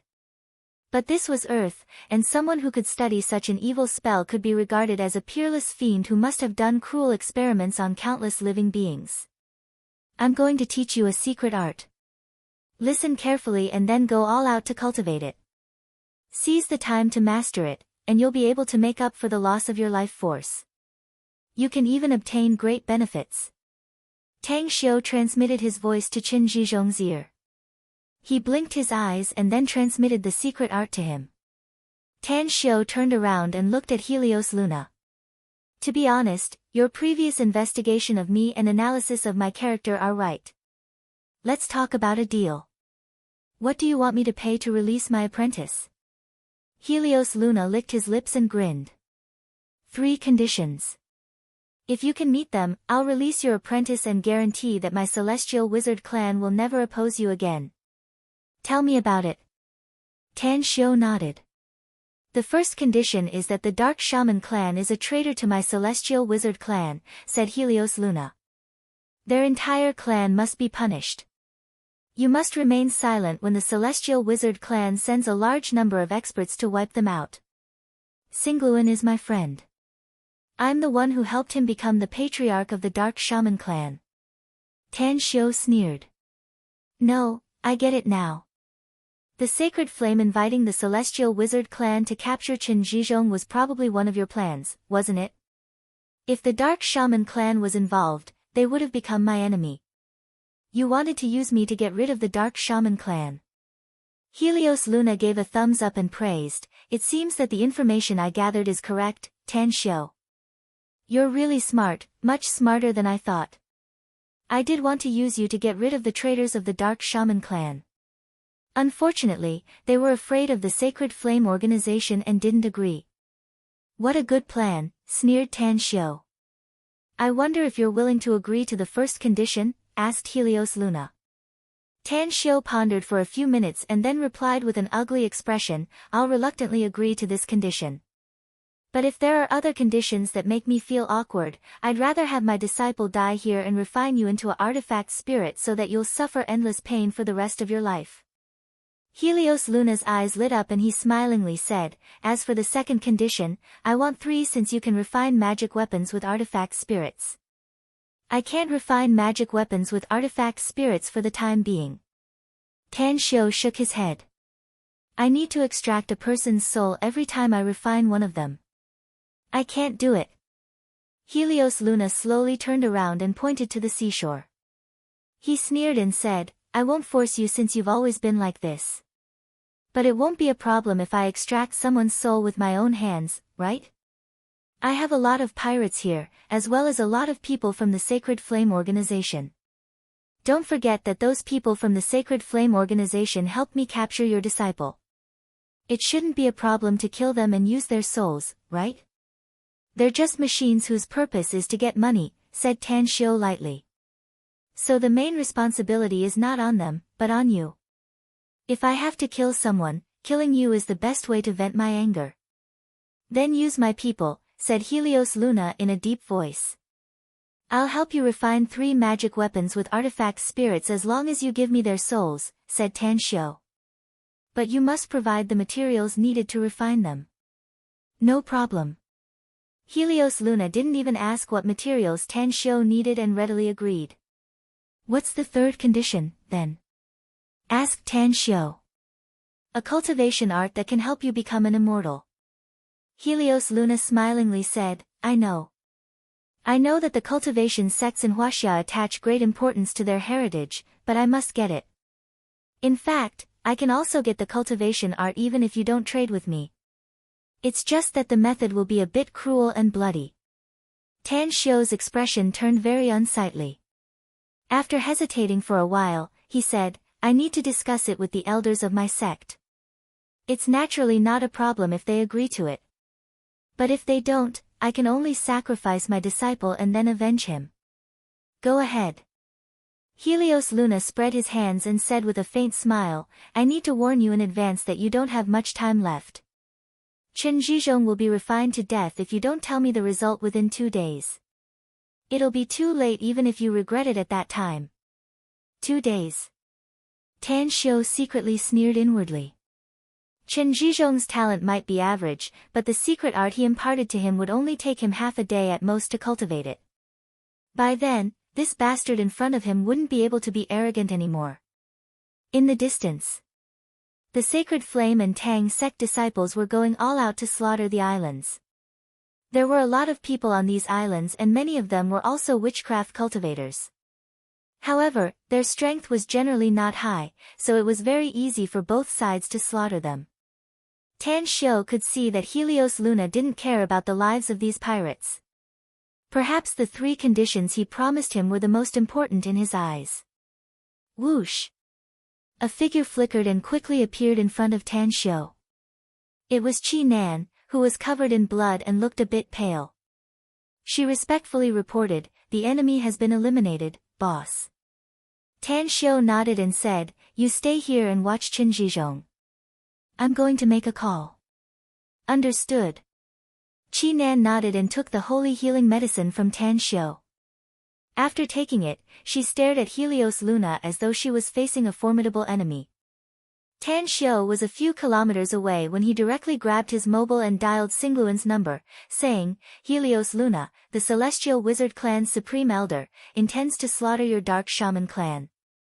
He also negotiated with me to stop helping you. Let's continue to erupt today. I'm begging you to support me in the last few hours. Chapter 12-15. T Country's Dark Shaman Clan.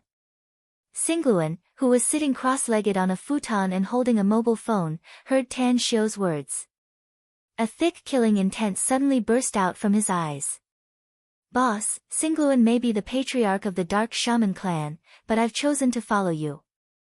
I'll agree to your decision unconditionally. Tan Xiu was very satisfied with Xingluan's attitude and slowly said, I'm sure you're well aware of the enmity between the Celestial Wizard clan and the Tang sect. I won't give up until I annihilate the Celestial Wizard clan. Therefore, your clan has had enough time to recuperate. It's time for you to come out. Boss, all the core members of the Dark Shaman clan are coming out in full force, said Xingluan seriously. We'll fight wherever you point us to.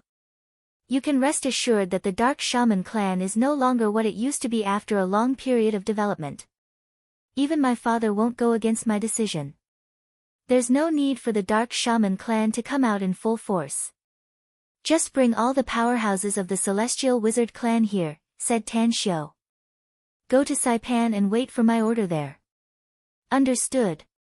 Xingluan replied and then hung up the phone. In the next moment, his figure appeared on the roof. 5 figures flickered lightning fast from a distance and quickly appeared in front of Xingluan. Patriarch. The 5 energetic old men saluted and greeted him. Summon all the elders of the clan and summon them here for a meeting, said Singluan in a deep voice. Our dark shaman clan is about to face a matter of life and death. No matter what they are doing now, they must let it go. Understood. The 5 old men exchanged dismayed glances.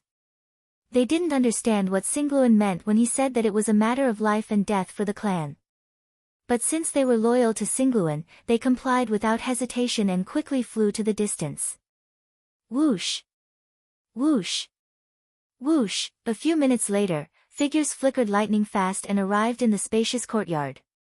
All of them were the elders of the Dark Shaman clan and were very powerful. They had obtained cultivation techniques from Tan Xiu through Singluan.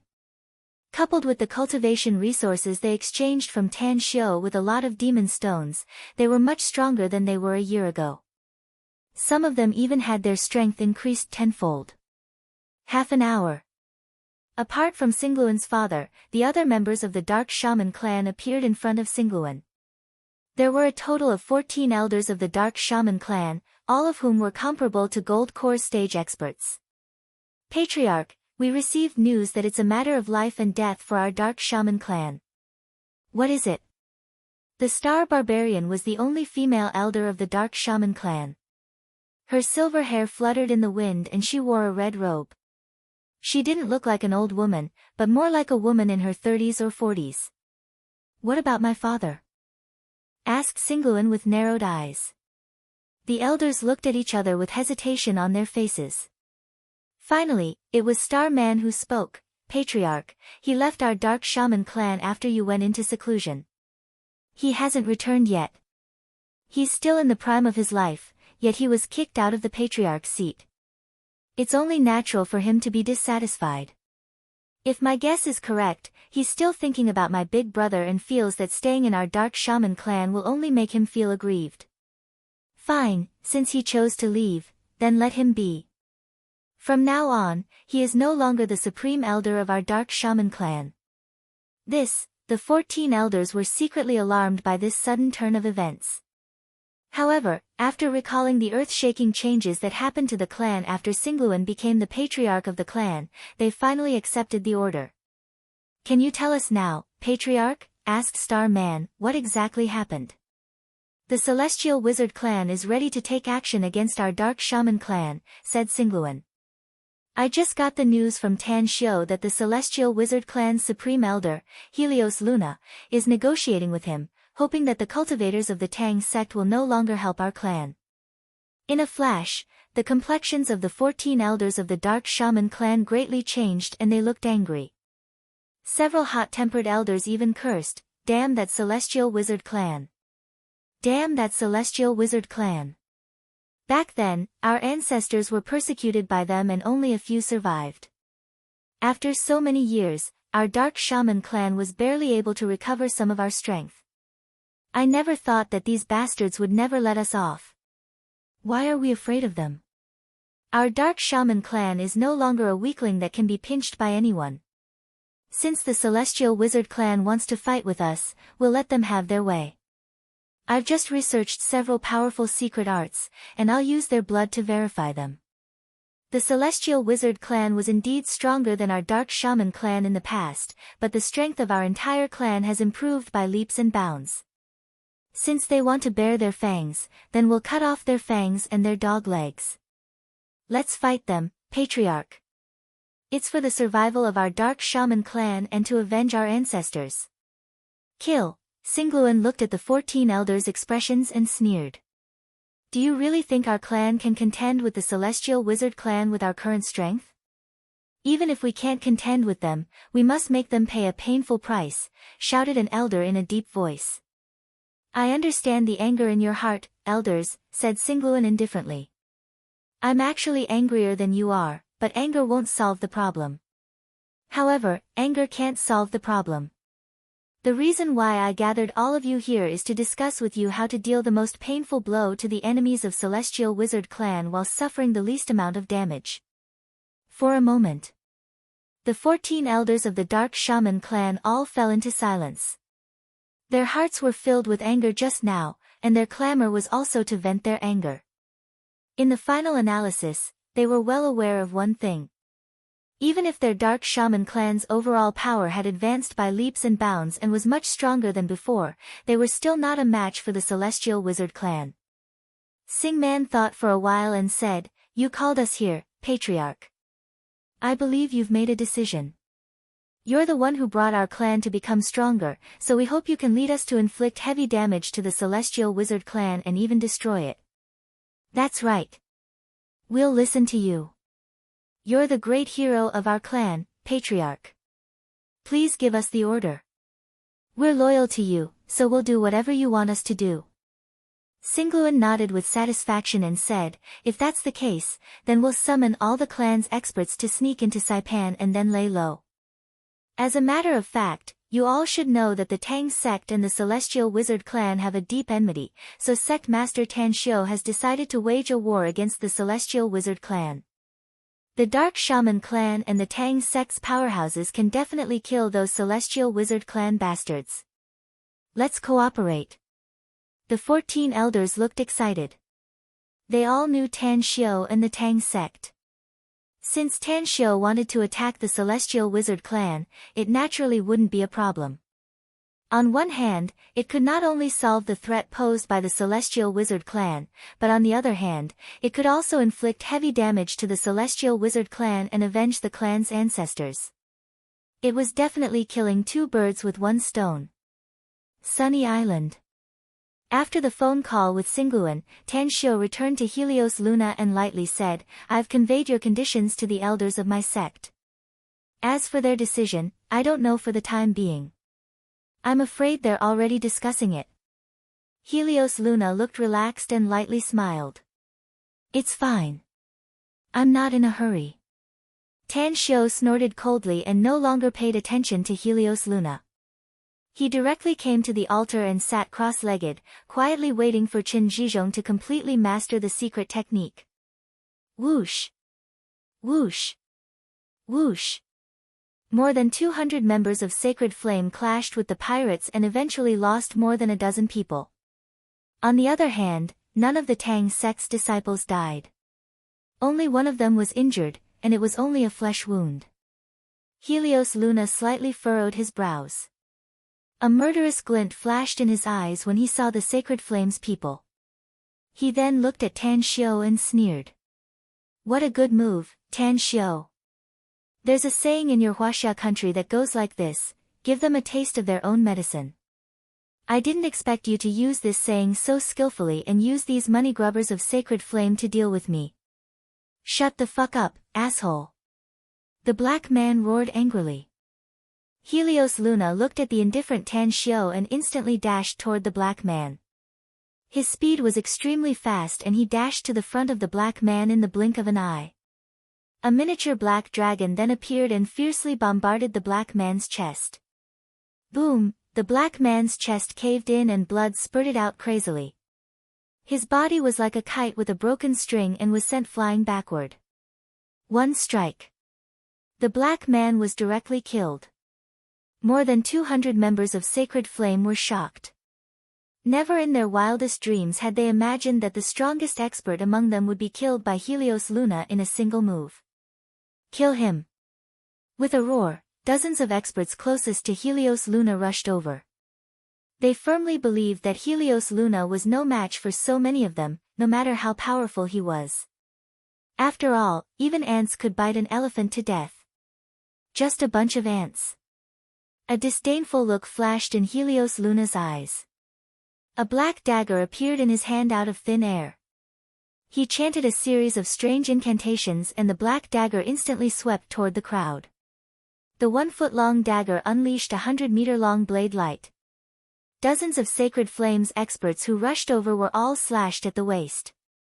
Blood rained down and the two halves of their corpses scattered on the ground. Tan Shio, who was sitting cross-legged on the altar, instantly opened his eyes and shouted fiercely, "Stop! Don't blame me for being ruthless if anyone dares to attack again." Chapter 12:16. Helios Luna turned to look at the grim-faced Tan Shio. Killing intent surged inside him, but he knew very well that he was not Tan Shio's match. Otherwise, he wouldn't have minded killing him. Tan Xiu, if they dare to provoke us again, I'll kill them all even if you come forward to stop them. Tan Xiu nodded indifferently. He then shifted to the remaining 100 members of Sacred Flame and lightly said, "You're too weak. You're nothing but ants in his eyes. Even if you gang up on him, you'll still be slaughtered eventually.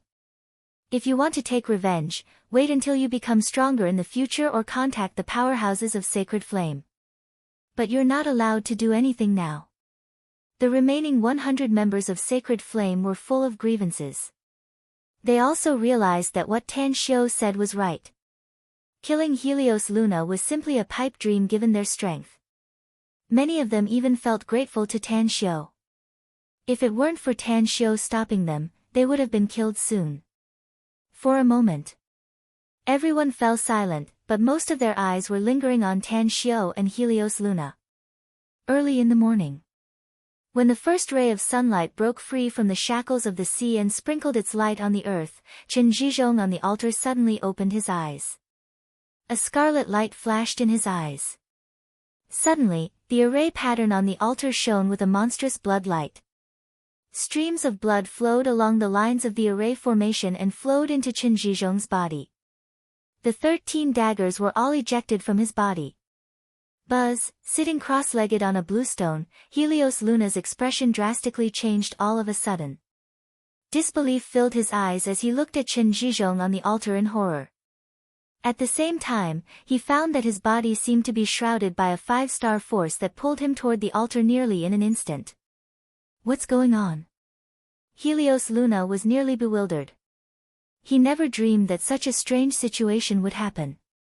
In fact, the power that enveloped his body was simply terrifying to the extreme. Even though he was struggling with all his might, he was still unable to break free. He watched helplessly as he was pulled onto the altar. He opened his mouth to speak, but found that he had completely lost control of his body. Other than his eyeballs that could move a few times in their sockets, he could not use any strength in any other part of his body. Tan Xiu, who was standing next to the altar, was overjoyed when he saw Helios Luna's situation. With a Mitsubishi Army knife in his hand, his figure shot out like a cannonball and appeared in front of Helios Luna in an instant. As the cold light continued to slash across Helios Luna's body, bloody wounds were left on his body. Fresh blood. The blood splashed from Helios Luna's body, and when it splashed onto the runes on the altar, it continuously flowed towards Qin Zhizhong. In just a few minutes, all the blood on Helios Luna's body had flowed out. If it wasn't for his overwhelming strength, he would have been dead by now. Yin and Yang reversal, life and death soul seal. Qin Zhizhong floated up. 2 streams of blood rose from the altar, quickly drilled into the soles of his feet, and then poured into his body. As a 7-colored light bead floated out of Helios Luna's body, Qin Zhizhong quickly absorbed the 7-colored light bead into his body according to the secret method taught to him by Tan Xiu. Roar, a roar similar to that of a wild beast came from Qin Zhizhong's mouth. His face, which was as pale as a sheet of paper, instantly turned red. Beads of sweat the size of beans slid down his cheeks. Almost instantly, he fainted. The 2 blood pillars didn't stop because Qin Zhizhong was unconscious.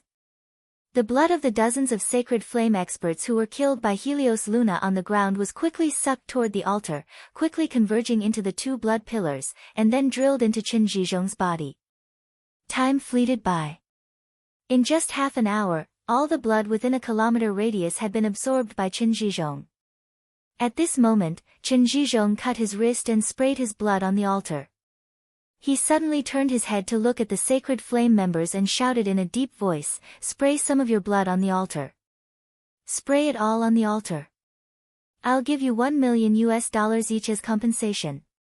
Hurry." More than 100 members of Sacred Flame exchanged dismayed glances. After a brief discussion, they rushed to the altar one after another and copied Tang Xiu's action. They quickly tore the blood vessels on their wrists and splashed their blood on the altar. The Tang sect disciples also tore their wrists one after another. Immediately, 2 streams of blood shrouded Qin Zhizhong's feet and slowly climbed to his ankles, legs, waist, abdomen, and head. Half a minute later, Chen Zhizhong's blood had already shrouded him, making him look like a bloody man from the outside. A ruthless glint flashed in Tan Xiu's eyes and he shouted in a deep voice, "Bring the corpses of all the people you killed before here. I'll compensate you with $10 million. Hurry! Hurry! That's a lot of money."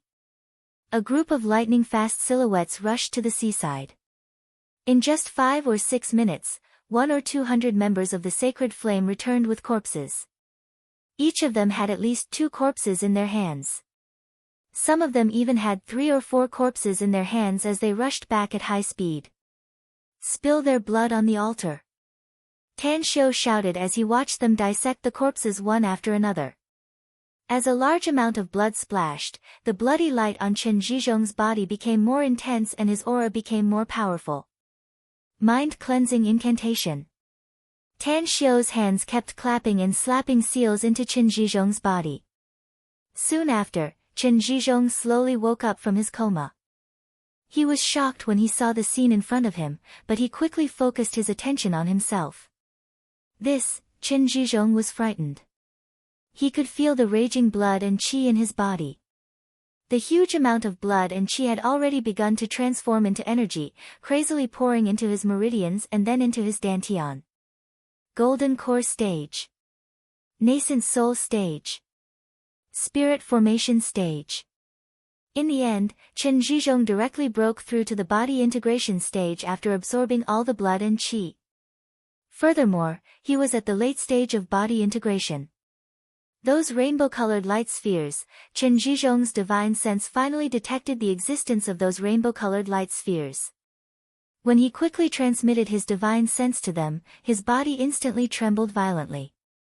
Immediately after, memories crazily drilled into his sea of consciousness like a tidal wave. "Arjiv!" Chen Zhizhong screamed again and fainted. Standing next to the altar, Tan Xiu looked at the fainted Chen Zhizhong with a smile in his eyes. Chen Zhizhong's previous coma could only mean that his willpower was not strong enough.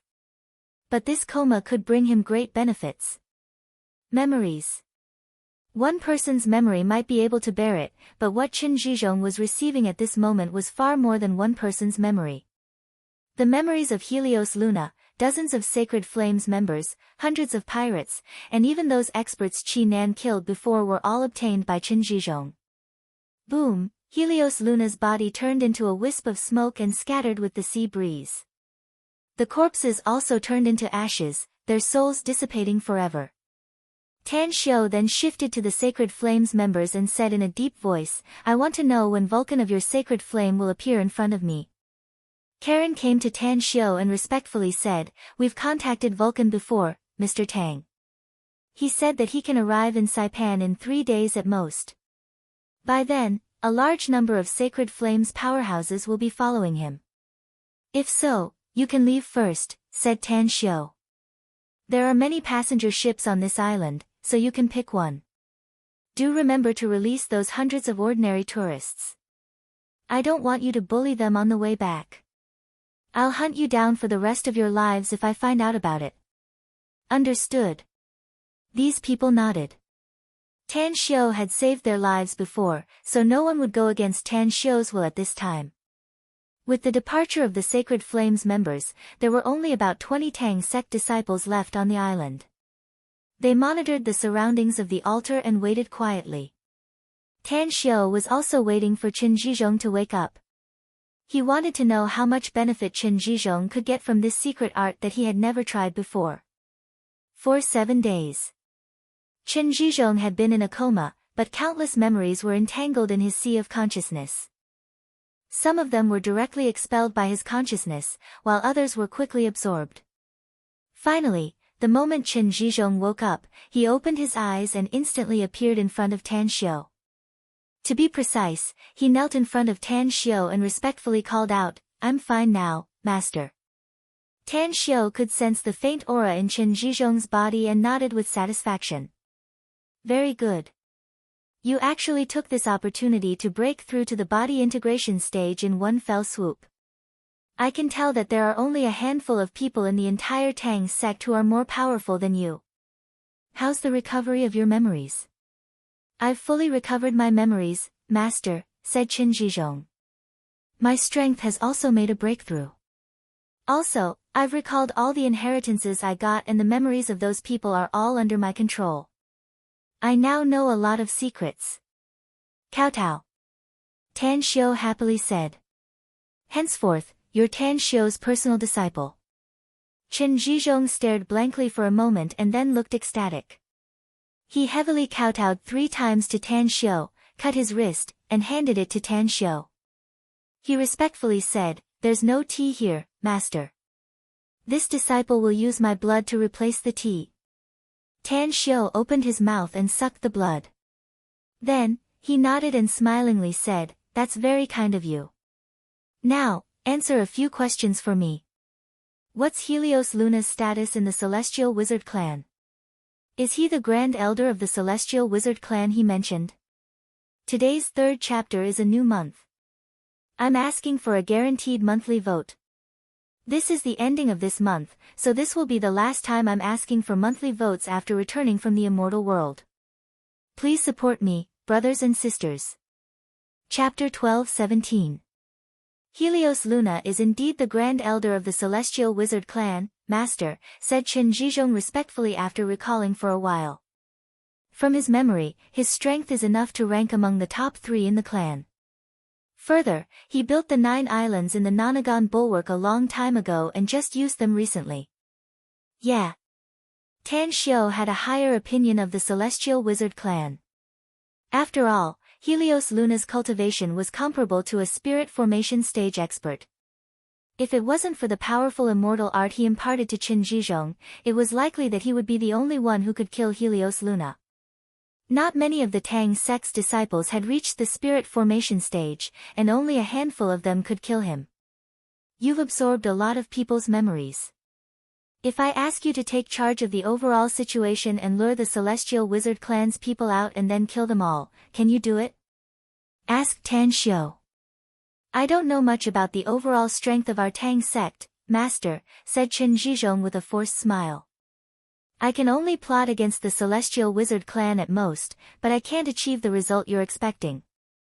Tan Xiu nodded and quietly thought for a few minutes. Then, he asked again, "What did the Celestial Wizard clan do to investigate me? Did they do anything against the people around me?" Mu Weining, Kang Xia, and Tang Yunpeng. Qin Zhizhong nodded without a word. Celestial Wizard clan's people are lurking around them. As for the rest, there's nothing else. Return to China immediately and eliminate the Celestial Wizard clan's people around them, ordered Tan Xiu immediately. Also, remember to return in time. I'm going to lure the Celestial Wizard clan's people out. I've prepared the bait. Qin Zhizhong stared blankly and hurriedly asked, "What bait did you prepare, master?" The Celestial Wizard clan wants to get rid of the Dark Shaman clan, so I ordered all the experts of the clan to rush to Saipan. Tan Xiu sneered. I'll go to Saipan to meet them later and then look for an island in the Pacific Ocean as the venue for the decisive battle. Qin Zhizhong's eyes lit up and he said, according to Helios Luna's memory, the Celestial Wizard clan is indeed preparing to attack the Dark Shaman clan. Recently, assassins from various organizations around the world have suspended their pursuit of the Celestial Wizard clan. The $100 million you've taken out has also been collected. However, the Celestial Wizard clan didn't suffer a big loss. Their heritage is very deep, especially the 12 Supreme Elders of Celestial Wizard clan, all of whom have strength comparable to nascent soul stage. Tan Xiu narrowed his eyes and sneered. The Tang sect today is not the same as before. If the Celestial Wizard clan dares to turn out in full force, then let them stay in the vast sea forever. Qin Zhizhong said with a smile, Master, this is really a once-in-a-lifetime opportunity. I think this Nonagon bulwark is a good choice. If we use Helios Luna's means to send a message to the Celestial Wizard clan, I'm sure they'll believe that the Dark Shaman clan has been lured here. It'll be easy to annihilate them here. What trick? Tan Xiu's expression changed as he hurriedly asked. The wizard seal, answered Qin Zhizhong. Tan Xiu was silent for a while and then slowly said, I'll send someone to send you back to China right away. You're to eliminate the Celestial Wizard Clan's experts lurking around Kang Xia, Mu Weining, and my uncle as fast as possible. Also, I'll notify the Tang sect's disciples in the Pocket World to send all their experts who have broken through to the nascent soul stage to meet you in Demonic City. You're to return immediately after you've dealt with the matter in Demonic City. Then I'll set off now. Chen Zhizhong nodded. After a long while, Tan Xiu watched Chen Zhizhong's liner leave. Immediately after, he led the remaining dozens of Tang sect's disciples to clean up the remaining islands in the Nonagon Bulwark. As for the other islands, 99% of them were ordinary people. Therefore, it took them 4 days to clean up all the islands on the other 9 islands. My hands are already stained with the smell of blood. After returning to the 5th sunny island, Tan Xiu stood on the beach and slowly raised his hands. I think the smell of blood is very wonderful, Sect Master, said Qi Nan. Because it makes me feel like I'm saving countless pitiful ordinary people. Tan Xiu turned to look at Qi Nan and suddenly grinned. I didn't expect you to be so similar. You're right. Your cultivation has been progressing rapidly recently and your state of mind has also improved a lot. If you cultivate well in the future, maybe the immortal world will no longer be tranquil because of your arrival. What kind of existence is the immortal world, Sect Master? Asked Qi Nan with a longing expression. The immortal world is as beautiful as a fairyland on the surface, said Tan Xiu indifferently. There are also countless aborigines in the immortal world. They have a lot in common with the ancient humans on Earth. Ordinary people live a peaceful life. What about the real one? Asked Qi Nan. Tan Xiu's expression turned serious and he said in a deep voice, the real immortal world is cruel beyond your imagination. If you want to become a powerhouse in the immortal world, you must constantly fight against the heavens, people, demons, ghosts, and ghosts. It's a place of mutual deception and treachery. Only the strong can survive there, while the weak are either enslaved or killed. It's a place that eats people without spitting out their bones. If you don't have a backer and strength, then you must be ready to die at any time. Qi Nan's breathing turned heavy. Although Tan Xiu spoke very little, she could still feel that the immortal world was simply a hellish existence. Tan Xiu secretly shook his head. He didn't want to recall the immortal world anymore and slowly asked, that's right. I haven't asked you yet. Hao Lei called you to help her in Demonic City, so why did you come back to Jingmen Island? Are you not busy in Demonic City anymore? Qi Nan let out a dry smile and said, our auction house has become famous all over the world since that auction, Sect Master. Countless guests from all over the world have entrusted our auction house to auction their items. Since there were too many trivial matters, I felt bored after being busy for a while, so I coaxed and pestered Hao Lei. Eventually, I asked for a vacation from her and then returned to 9 Dragons Island to cultivate in seclusion for some time. I didn't expect that I would encounter such a thing. Come to think of it, my luck is really good. Do you like killing? Asked Tan Xiu with a smile.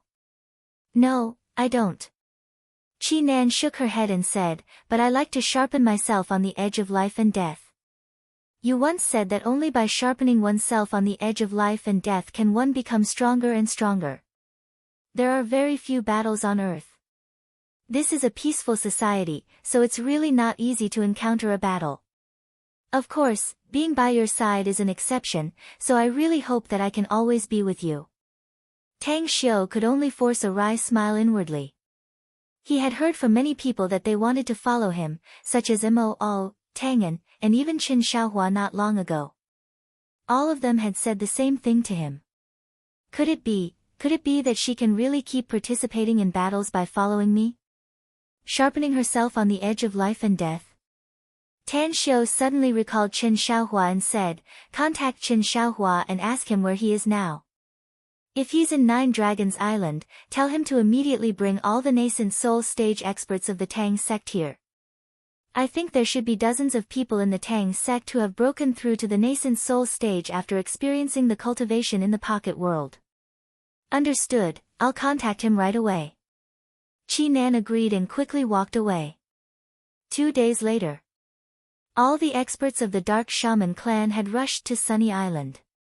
Those who rushed to China had also dealt with Tang Xia, Mu Weining, and the Celestial Wizard clan's experts lurking around Tang Yunpeng.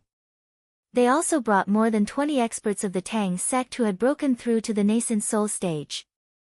Early in the morning, when the sun shone on the surface of the sea, 4 liners appeared near Sunny Island.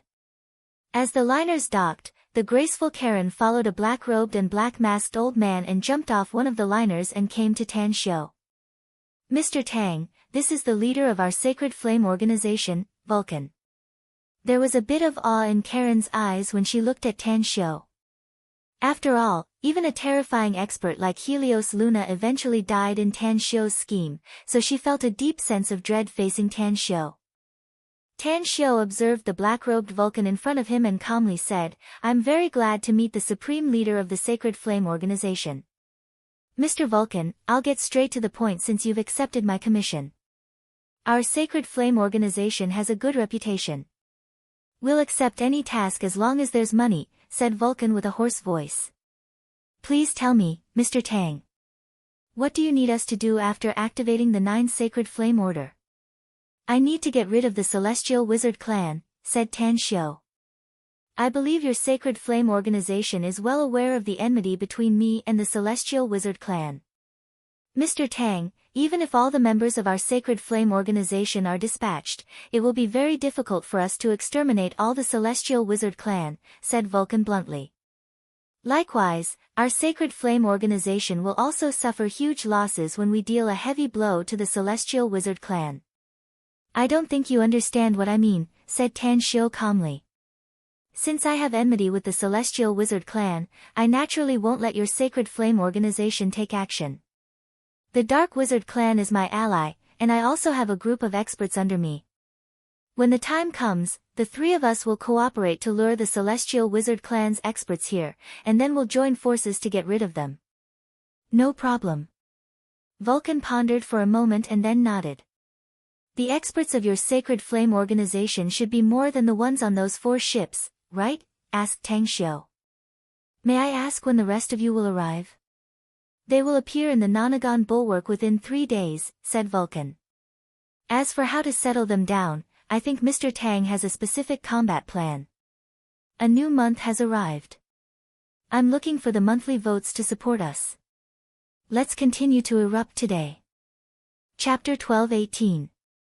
The turbulent sea was accompanied by a torrential downpour, and dark clouds blotted out the sky. Only the lightning streaking across the sky could bring a bit of light to the boundless sea. A liner braved the wind and waves, contending against the natural might of the heavens. Kacha, a bolt of lightning broke free from the shackles of the thick dark clouds, as though it was tearing a hole in the sky and crazily struck down. In just a few seconds of bright light, on the bow deck of one of the liners, an old man shrouded in a black robe and holding a golden staff in his hands slowly looked up to the sky. In the lightning, his eyes had already become pitch black, like 2 bottomless black holes. Along with the pitch-black smoke, he floated out of his body. In the short moment that the lightning disappeared, he had already been enveloped in a pitch-black fog. Bam, bam, bam, the sound of leather boots stepping on the deck came from behind the black mist. The 2-meter-tall giant waved his thick arms. In his right hand, which was as big as a cattail leaf fan, the giant axe was swung with great vigor. After observing the black mist, he said in a low, muffled voice, "Wizard Ancestor, Elder Black Crow asked me to report to you that we'll arrive at the island where the traitor is hiding in 2 hours. It's also the Nonagon Bulwark that Grand Elder Solar Luna secretly controls." After a long time, the black mist gradually dissipated and the black-robed old man's figure reappeared. A solemn expression appeared on his wrinkled face as he murmured, "World annihilation thunder, heaven-shaking lightning, sealing the heavens and splitting the waves. It's a sign of the end of the world, yet I can't see through the future cause and effect. Could it be that someone is shielding the heavenly secret so that I can't foresee what's about to happen?" A disdainful look appeared on the giant's fierce face as he said in a low, muffled voice, "Wizard Ancestor, even if you can't foresee it, no evil spirit can withstand the power of my axe. As long as we're strong enough, even if the enemy is a god, we can still kill them." The black-robed old man slowly turned his head and carefully observed the giant several times. Then, he couldn't help but laugh and said, "You're right. Any conspiracy or trick will be ineffective against us as long as we're strong enough. Our celestial wizard warriors will chop off the heads of our enemies as a sacrifice to the heavens as long as we're ruthless enough." The giant, who was apparently rarely praised, immediately raised his thick arm and scratched the back of his head upon hearing the old man's words. Then, he said with a silly smile, "Wizard ancestor, you said those words before. I'm just saying them now. This time, our celestial wizard clan has dispatched all our elites and we can easily annihilate them with just their puny little black wizard bloodline. I can't understand it. Why do you have to do with them?"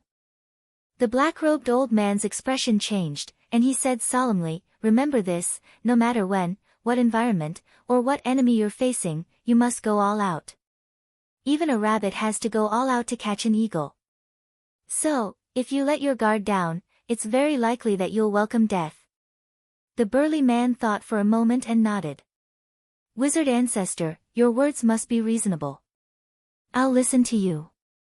In another 2 hours, we'll be able to kill and behead all the traitors of the Dark Shaman clan."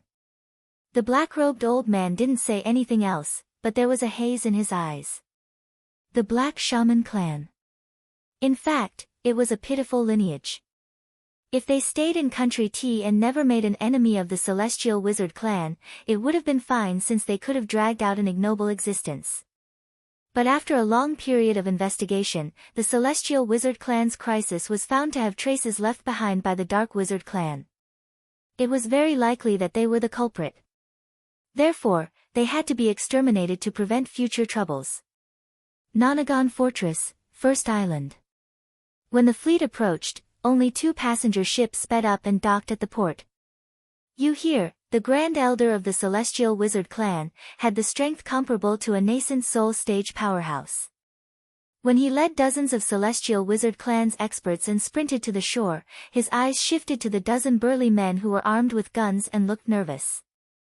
"Are you the island of the Nonagon Fortress?" You here asked aloud with a lofty and aloof look on his face. The burly leader, who was carrying a light machine gun, looked at Yuhir's group and hesitated for a moment before he replied aloud, "That's right. The Nonagon Fortress is our territory." "Who are you? Why did you suddenly come here? Didn't your leader tell you that we're from the Celestial Wizard clan?" asked Yuhir indifferently. "Or are you not from the Nonagon Fortress at all? Are you a traitor of the Dark Shaman clan?" "We don't know anything about the Celestial Wizard clan or the Dark Shaman clan. This is our private island. Whoever dares to break into our island without our consent is our enemy. I advise you to leave quickly," shouted the burly man as he raised his gun. Yuhir furrowed his brows and gave an order to the man around him, who immediately returned to the ship. After he reported the situation to the wizard ancestor of the Celestial Wizard clan, he was ordered to determine the identity of the other party and kill them without mercy if they resisted. After receiving the reply, Yuhir immediately looked at the dozen armed men and shouted, "Your leader is one of our people. We can only kill you if you dare to oppose us. You can contact your leader if you don't believe me. He'll tell you." The burly man hesitated for a moment before he took out his mobile and dialed a cell number. Shortly after, he put it down and said with a smile, "Sirs, we didn't know that you're the family of our leader. We offended you before, so I hope you won't stoop to our level and stoop to our level.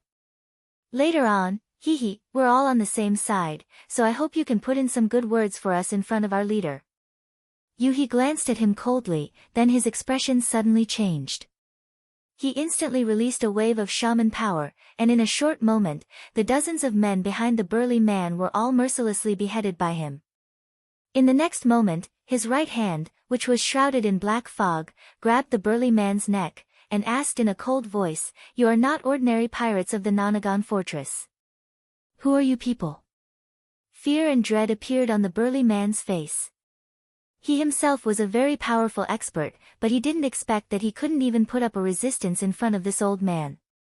He recalled the order given to him by Vulcan and steeled his heart. A sharp dagger instantly appeared in his hand and he fiercely thrust it toward Yuhir's chest. Humph, Yu here exerted his strength and directly snapped the burly man's neck before the dagger could stab him. He then kicked his body away. Get on the island. I suspect that this island has been completely occupied by the Dark Wizard clan. Kill all the enemies on this island, ordered Yu here without hesitation. The first island. The second island. The third island. Dozens of Sacred Flames experts on the 3 islands were all annihilated in just a few hours. Meanwhile, more than a dozen disciples of Tang's sect quietly fled the island and boarded speedboats from the other end of the island to the 4th island. The fleet. They followed. Standing on the shore of the 4th island, Tan Xiu looked at the dozens of liners sailing in the distance with faintly discernible killing intent in his eyes. There were a total of 62 experts of Tang's sect around him. The weakest among them was an early-stage nascent soul expert, and more than a dozen of them had broken through to the spirit formation stage. Singluan, is Vulcan and his Sacred Flames members on the 4th island? Standing next to Tan Xiu, Singluan nodded without a word and said, My Dark Shaman clan and his Sacred Flame were supposed to stay on the 4th island and wait there together. I didn't expect that Vulcan would be too arrogant and forbid us from cooperating with them. However, he promised that as long as the Celestial Wizard clan is dealt a heavy blow, he'll take his men to evacuate the 4th island and head to the 6th island to wait. If we're no match for the Celestial Wizard clan, he'll bring his men to support us. Tan Xiu squinted his eyes and sneered. What a wishful thinking. He said that he'll deal a heavy blow to the Celestial Wizard clan, but who can prove it without our men there? Humph. Tang Guang, you and Tang and head to the 4th island to monitor the Sacred Flame situation. Since they want to be cannon fodder, then let them all die. I'll go with them, said Singluan. The Celestial Wizard clan's purpose is to slaughter my Dark Shaman clan. They will surely realize that this place is a trap if there are no Celestial Wizard clan members on the 4th island. Tan Xiu pondered for a moment and nodded. You're right. Since that's the case, you should go there yourself. But remember, don't come in contact with them because they have very powerful experts among them. Once the battle reaches a later stage, your Celestial Wizard clan's people only need to expose themselves a bit and immediately evacuate. I'll be waiting for you here. Singluan nodded and smilingly said, just wait to pull in the net, boss. On the 4th island. As more than a dozen liners stopped on the shore, figures flickered lightning fast and rushed to the island. In just 4 or 5 minutes, more than 1,000 experts of the Celestial Wizard clan landed on the island. Kill! A long rainbow-like blade light slashed out from the distant mountain forest. More than a dozen experts of the Celestial Wizard clan who had just arrived at the edge of the forest didn't have time to dodge and were slain by the 100-meter-long blade light. The experts of Sacred Flame rushed out of the dense forest one after another. They didn't form any formation, but their number was at least several thousand. Kill the enemy. Yu-He rushed out of the Celestial Wizard clan's crowd and dodged the swift and fierce blade light, instantly appearing in front of Vulcan. You're not from the Dark Shaman clan. Yu-He and Vulcan, who was shrouded in flames, clashed for a moment before Vulcan sent Yu-He flying away, leaving only a few drops of blood in the air that diffused the smell of blood. Chapter 12-19. Never in their wildest dreams did the Celestial Wizard clan's experts expect that they would encounter all kinds of ability users and cultivators with various special abilities. These people came from different races and countries, and their cultivation systems were worlds apart. What happened to slaughtering the Dark Shaman clan? Why did they inexplicably start fighting with these people? Could it be, were all these people the foreign aid invited by the Dark Shaman clan? But they didn't look like cultivators, did they? They didn't look like the subordinates of that young man surnamed Tang from China. However, after just 10 minutes of fighting, the Celestial Wizard clan's experts found that despite the large number of people, nearly 10,000, their strength wasn't high. The strongest among them was probably comparable to a spirit formation stage expert at most, whereas the other two were comparable to a nascent soul stage expert. Compared to the number of experts of Celestial Wizard clan, the gap was simply too huge. We can kill to our heart's content. Whether it was the Celestial Wizard clan's elders or experts, all of them had the same thought. Therefore, they were extremely ruthless in their attacks, constantly casting mysterious sorcery and killing Sacred Flames members one after another. Kill them all. The $10 billion are ours. Vulcan was also aware of the difference in strength between both sides, but he didn't care about it. Vulcan had more than 10 times the number of people on his side. Even if he lost a group of people, he could still recruit a lot of experts with $10 billion. Money reigns supreme. That was the creed of Sacred Flame.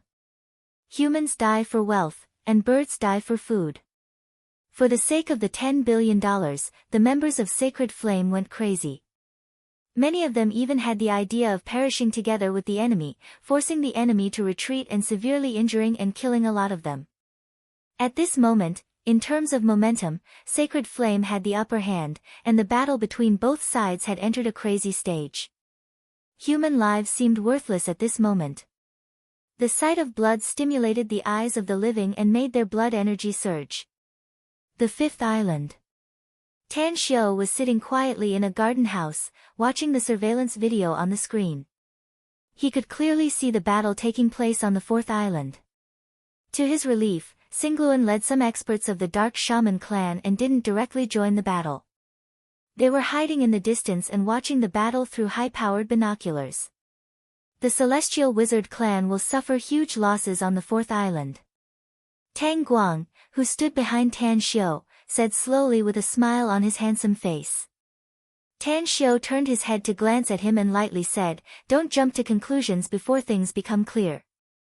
Even if it's a guess, we still need to make a careful deduction. But do you think that this group of stragglers who believe that money reigns supreme can really contend with the Celestial Wizard clan? But do you think these stragglers who believe in money above all else can really compete with the Celestial Wizard clan that has a strong cohesiveness? You know, Grand Master, a lot of ants can even bite an elephant to death. The Sacred Flame has more than 10 times more experts than the Celestial Wizard clan. I'm afraid the Celestial Wizard clan won't have a good time even if they are defeated in the end. Spirit Grand War is of will, 10 spirits warriors would be in. Sacred on-in of war. The members of the Sacred Flame were now willing to risk their lives for the sake of money. However, as their losses became more and more severe, they no longer cared about money, because they were very rational. They understood that if they lost their lives, what was the point of having more money? With this thought in mind, their vigor would gradually weaken. Once that happens, it will be the time of their deaths. Tang Guang gave it a thought and felt that what Tan Xiao said was very reasonable. But then, a puzzled look appeared on his face and he asked, "Do you have a feud with those people from Sacred Flame, Grand Master? They are clearly our collaborators.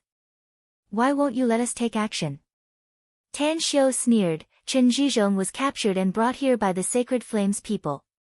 They believed in money. They would work for whoever gave them money. The one who hired them to capture Chen Zhizhong was none other than the Celestial Wizard clan. I, on the other hand, paid them $15 billion to help me slaughter the Celestial Wizard clan's members. Since it's a deal, why can't I use them as cannon fodder? Help us eliminate more experts of the Celestial Wizard clan. Cannon fodder. Everyone present understood what Tang Guang meant. Chen Zhizhong, who was at the back of the crowd, looked a bit touched. Before this, he didn't understand why his master, Tan Xiao, would hire the Sacred Flame's people. After all, he was seriously injured by the Sacred Flame's experts and was then captured and brought here. But now, he understood. His master, Tan Xiao, was avenging him. Moreover, it was a plan to kill two birds with one stone. Time fleeted by. Half an hour passed in the blink of an eye. The brutal fight between the two sides had caused both sides to suffer huge losses. Even at this time, Vulcan, who was leading the Sacred Flame's experts, had faintly gained the upper hand. All the Tang sect's disciples watched the dozens of surveillance screens with rapt attention without the slightest pity in their eyes. Instead, they hoped that the fight would get more intense. Suddenly, Tang Guang pointed to one of the surveillance screens and called out, "The Sacred Flames members are out of luck. It seems that the Celestial Wizard clan has turned out in full force this time. Look! Hundreds of Celestial Wizard clan's experts are coming. Their speed is so fast." Tan Xiu looked at the surveillance screen and saw hundreds of Celestial Wizard clan's experts, led by a burly man, dashing toward the battlefield at lightning speed.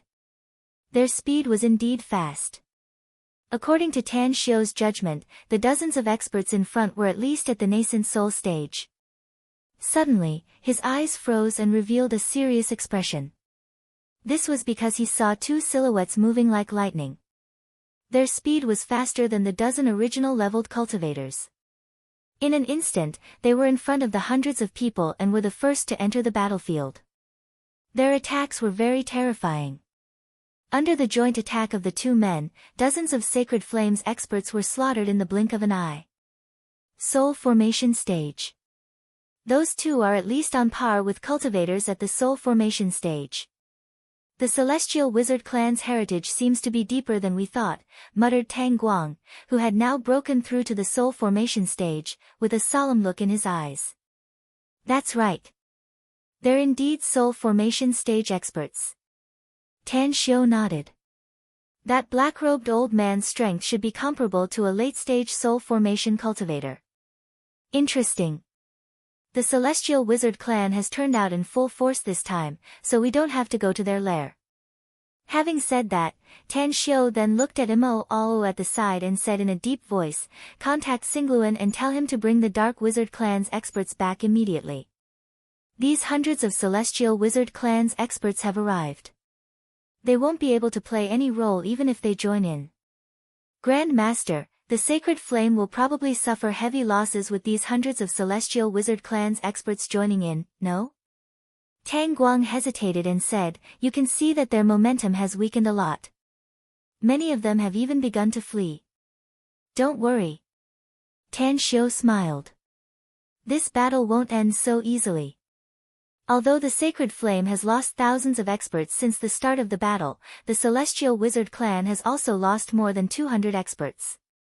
Even if the Sacred Flame's members have fled, the Celestial Wizard clan's people will still pursue them crazily. 2 hours. The battle on the fourth island won't end in 2 hours." As expected. The battle on the fourth island wasn't beyond Tan Xiu's expectation. Even if the Sacred Flame's experts continued to flee, they were still entangled by the Celestial Wizard clan's experts.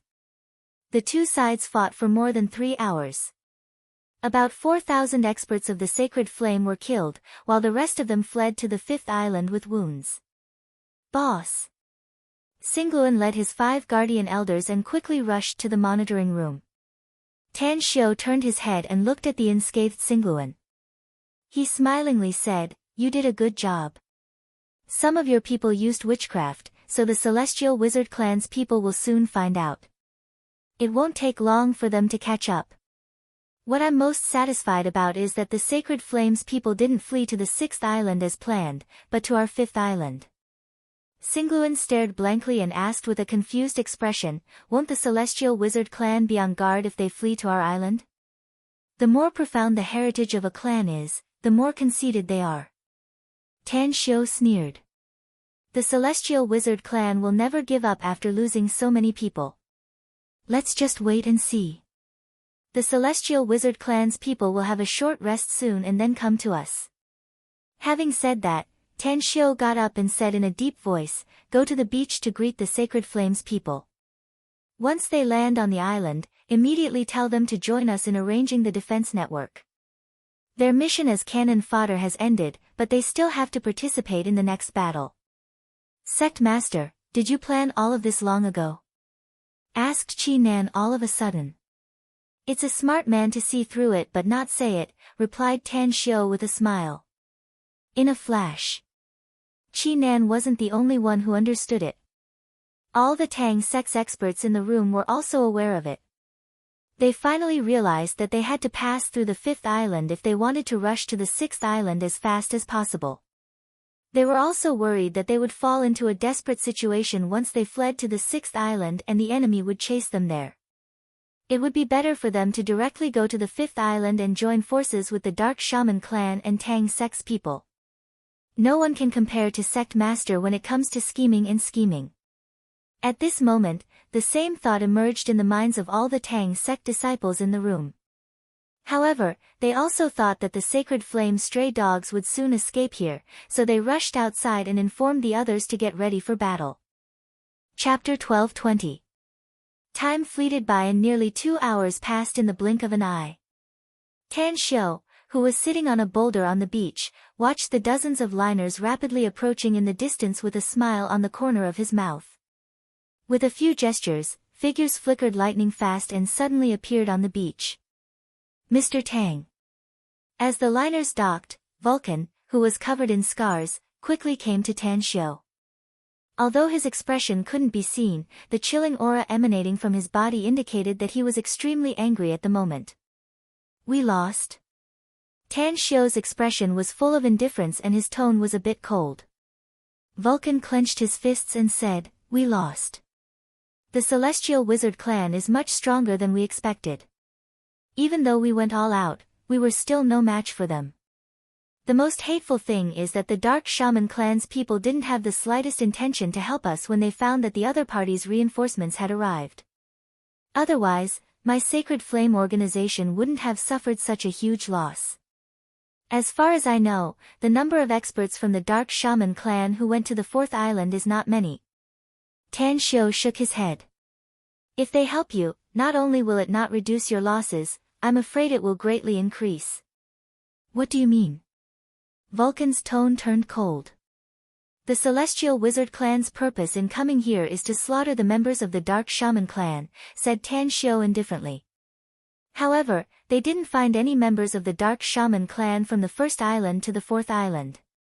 Therefore, if a group of experts from the Dark Shaman clan were to appear on the fourth island and participate in the battle, it will likely arouse the Celestial Wizard clan's hatred and cause their momentum to skyrocket. Do you think they'll let it go at that time? Will they pursue you and kill you crazily?" Vulcan's eyes narrowed and the chilling aura emanating from his body reduced a lot. He didn't think about this aspect before because the loss of thousands of his men made him feel distressed and angry.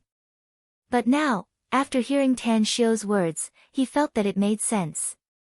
Tan Xiu said again, "The reason why the Sacred Flame organization is fighting this time is because they accepted the 9 Sacred Flame insignia mission. As far as I know, the Sacred Flame organization has accepted the 9 Sacred Flame insignia mission twice before. I suppose the losses you suffered in those 2 missions were not smaller than this one, right?" Vulcan pondered for a while and finally nodded with a depressed expression. "It's indeed much bigger than it is now. Especially the second time, when our Sacred Flame organization was almost completely annihilated." Tan Xiu said, "Therefore, since you've accepted my employment and are willing to activate the 9 Sacred Flame insignia, you must be prepared to suffer heavy losses. Of course, your gains are also very big. After all, from the beginning of hiring you until the end of this incident, you will receive $15 billion US. This is not a small amount." "Indeed," Vulcan muttered in his heart. He wasn't short of money right now. The main reason why he agreed to accept Tan Xiu's employment this time was that he wanted to train his men and eliminate all the weak members of the Sacred Flame organization, leaving only the elites and powerhouses. Another reason why his anger vanished was that although the losses were heavy this time, the smaller the number of people left, the more money he would get in the end. He had money. But he never disliked having more money. Vulcan looked up at Tan Xiu and seriously said, "Our Sacred Flame organization has suffered heavy losses on the fourth island. I'm afraid we won't be able to participate in the next battle. Of course, we'll also help you if you're eventually defeated by the Celestial Wizard clan." Tan Xiu shook his head and said, "I didn't hire you to watch the show. I originally wanted to bring my men to fight with you in the battle on the fourth island, but you rejected my good intention because you didn't think it was necessary. You came here to help me exterminate all the Celestial Wizard clan's people. So, instead of waiting for us to be defeated, it's better for you to fight with us directly. I guarantee that your Sacred Flame organization won't suffer too much loss in the next battle. We wouldn't have to act if we fled directly to the sixth island, said Vulcan with a frown.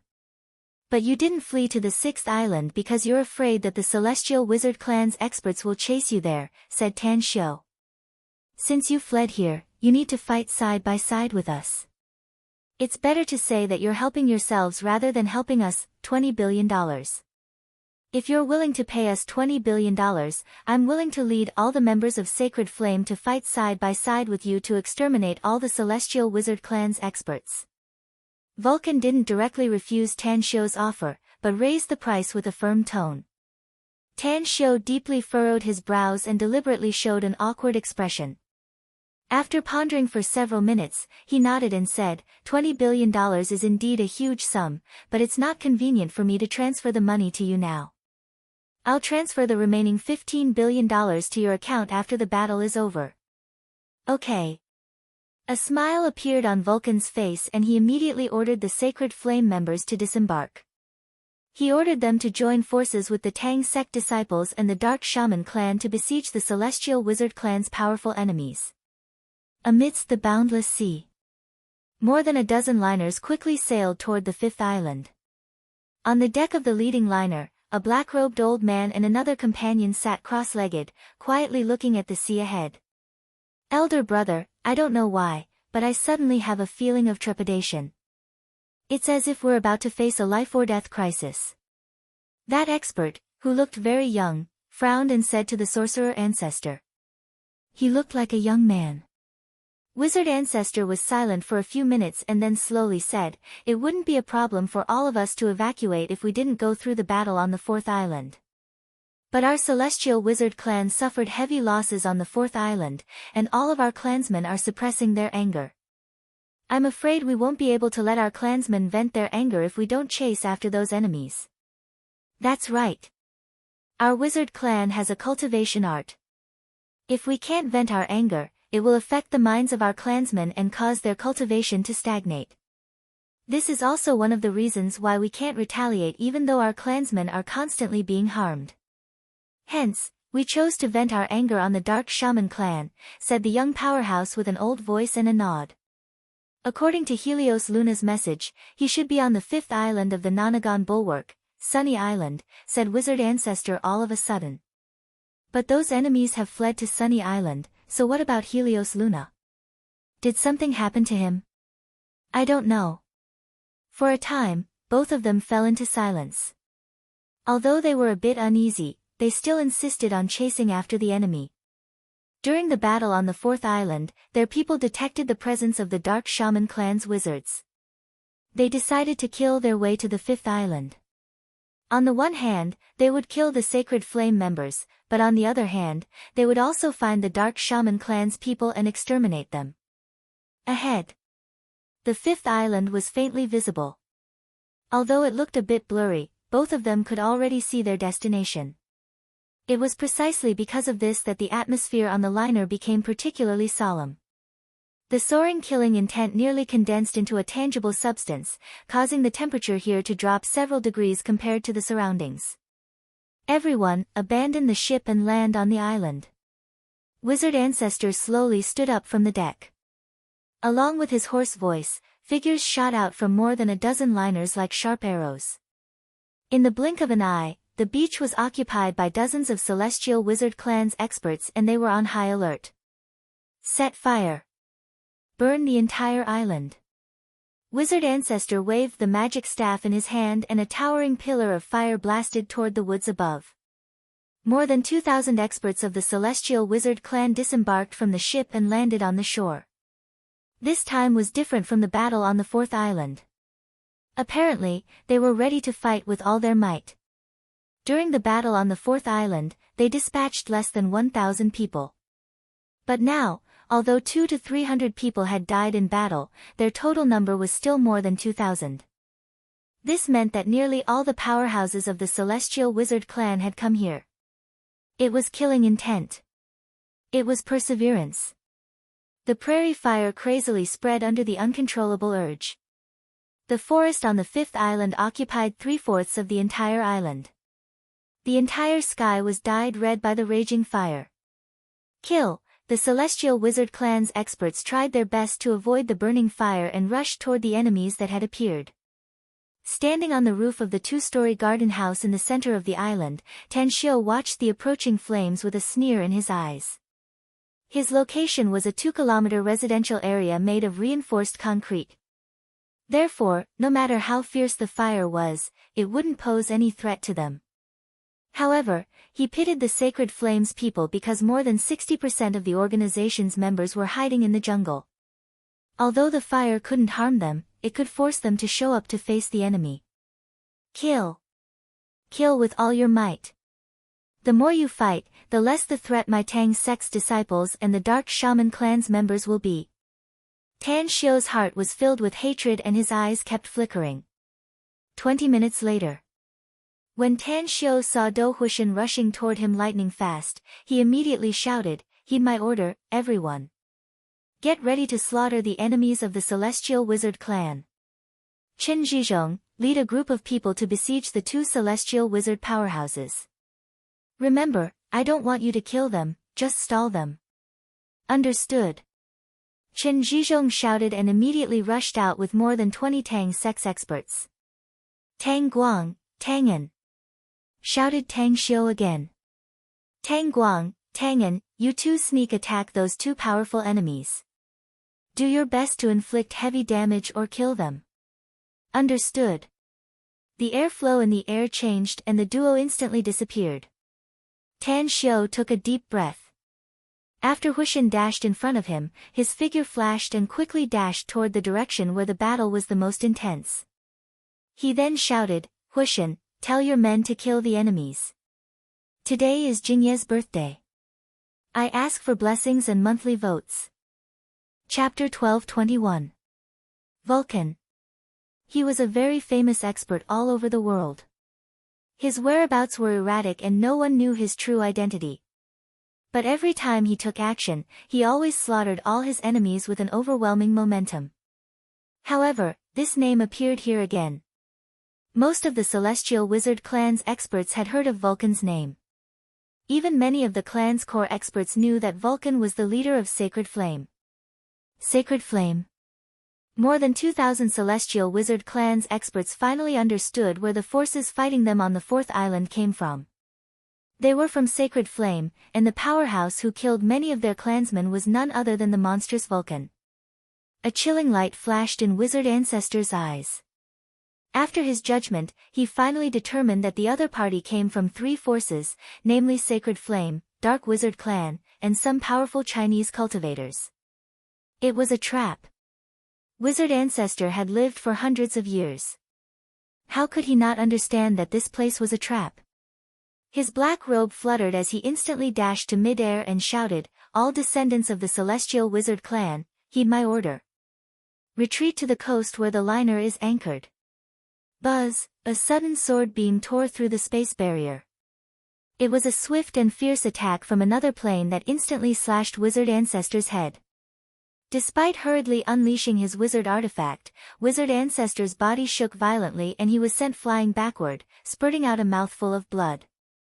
What horrified him the most was the rainbow-like sword beam that was hundreds of meters long slammed toward him from the direction he was sent flying backward. He instantly judged that if he were to be hit by this attack, even if he could survive, he would suffer heavy injuries. Void form. A crazed look flashed in Wizard Ancestor's eyes. His body shattered and turned into a mass of black mist in an instant. The mist lingered and didn't disperse. Just as the rainbow-like sword shadow pierced through the black mist and bombarded the sea of fire 100 meters away, more than a dozen experts of the Celestial Wizard Clan died tragically under the sword light. Roar, a beast-like roar came from the black mist. Shortly after, the black mist crazily reduced and Wizard Ancestor's figure appeared again. At this very moment, his clothes had already turned to ashes, but on the surface of his wrinkled skin, a large number of faintly discernible runes could be seen. Those runes were flashing, and a faint red light was emitted from his body. It was as if there was a volcano inside his body, and those runes were exposed magma. Die, Voodoo Ancestor turned into a stream of light and instantly appeared in front of Tang Guang. Dark light burst out from his 10 fingertips as his nails crazily expanded. Tang Guang's body was about to be torn apart. Boom! At this moment, a violent energy bombarded the sorcerer ancestor's right shoulder, sending him flying. Tang Guang looked at Tan Xiao, who appeared in front of him with a lingering fear in his heart. His cold body slowly warmed up. He had just seen the scythe of the Grim Reaper. If it weren't for his Grand Master Tan Xiao's timely action, he knew that he would have died in the hands of the wizard ancestor at this moment. They were both at the soul formation stage. However, after the sorcerer ancestor's void form, his strength had skyrocketed by more than 10 times. Therefore, at that moment, he felt like an ant looking up at a mountain. "Who are you?" The sorcerer ancestor screamed miserably and flew backward for a kilometer before he could stabilize his body, but his right arm had disappeared. He coughed up a mouthful of blood and his aura plummeted several times compared to before. "Who am I?" Tan Xiao burst into laughter. "I'm Tang Sect's Tan Xiao. I'm the one who slaughtered your celestial wizard clan's experts. I'm also the one who offered a hefty bounty to slaughter your clan's members. And now, I'm the one who's going to exterminate your clan. The celestial wizard clan. Hee, those who commit unjust deeds will meet their doom. Today is the day your celestial wizard clan will be destroyed. Everyone, heed my command and go all out to kill the enemy. I've laid out an unparalleled array on this entire island. No one can take half a step out of this island before all the enemies are wiped out. Kill them all. Kill them all. Now, it has already reached the point where either you or I die." "What?" All the experts of the Celestial Wizard clan were shocked. The routed army of less than 2,000 people sped up a bit. When the people at the forefront reached the edge of the coast, an invisible energy barrier blocked their way. No matter how hard they attacked, they couldn't cause any threat to the energy barrier array. On the other side, the Dark Shaman clan's people were also horrified. They didn't expect that Tan Xiao would be so resolute to fight the Celestial Wizard clan on the 5th island. God damn it. Vulcan, who had just slashed several experts of the Celestial Wizard clan to death, shifted his gaze to the coastline in the distance. He could clearly feel that the energy barrier array was under attack and was emitting an aura that made him dread it. This array was probably very powerful. He finally understood why Tan Xiao didn't let his people leave after they entered the 5th island. It was because they couldn't go out once they set foot on this island. Otherwise, they would destroy the array he secretly laid out.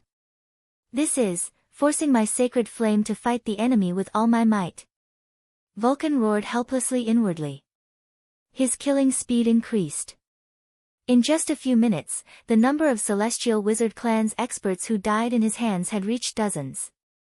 Tan Xiao didn't give Wizard Ancestor another chance.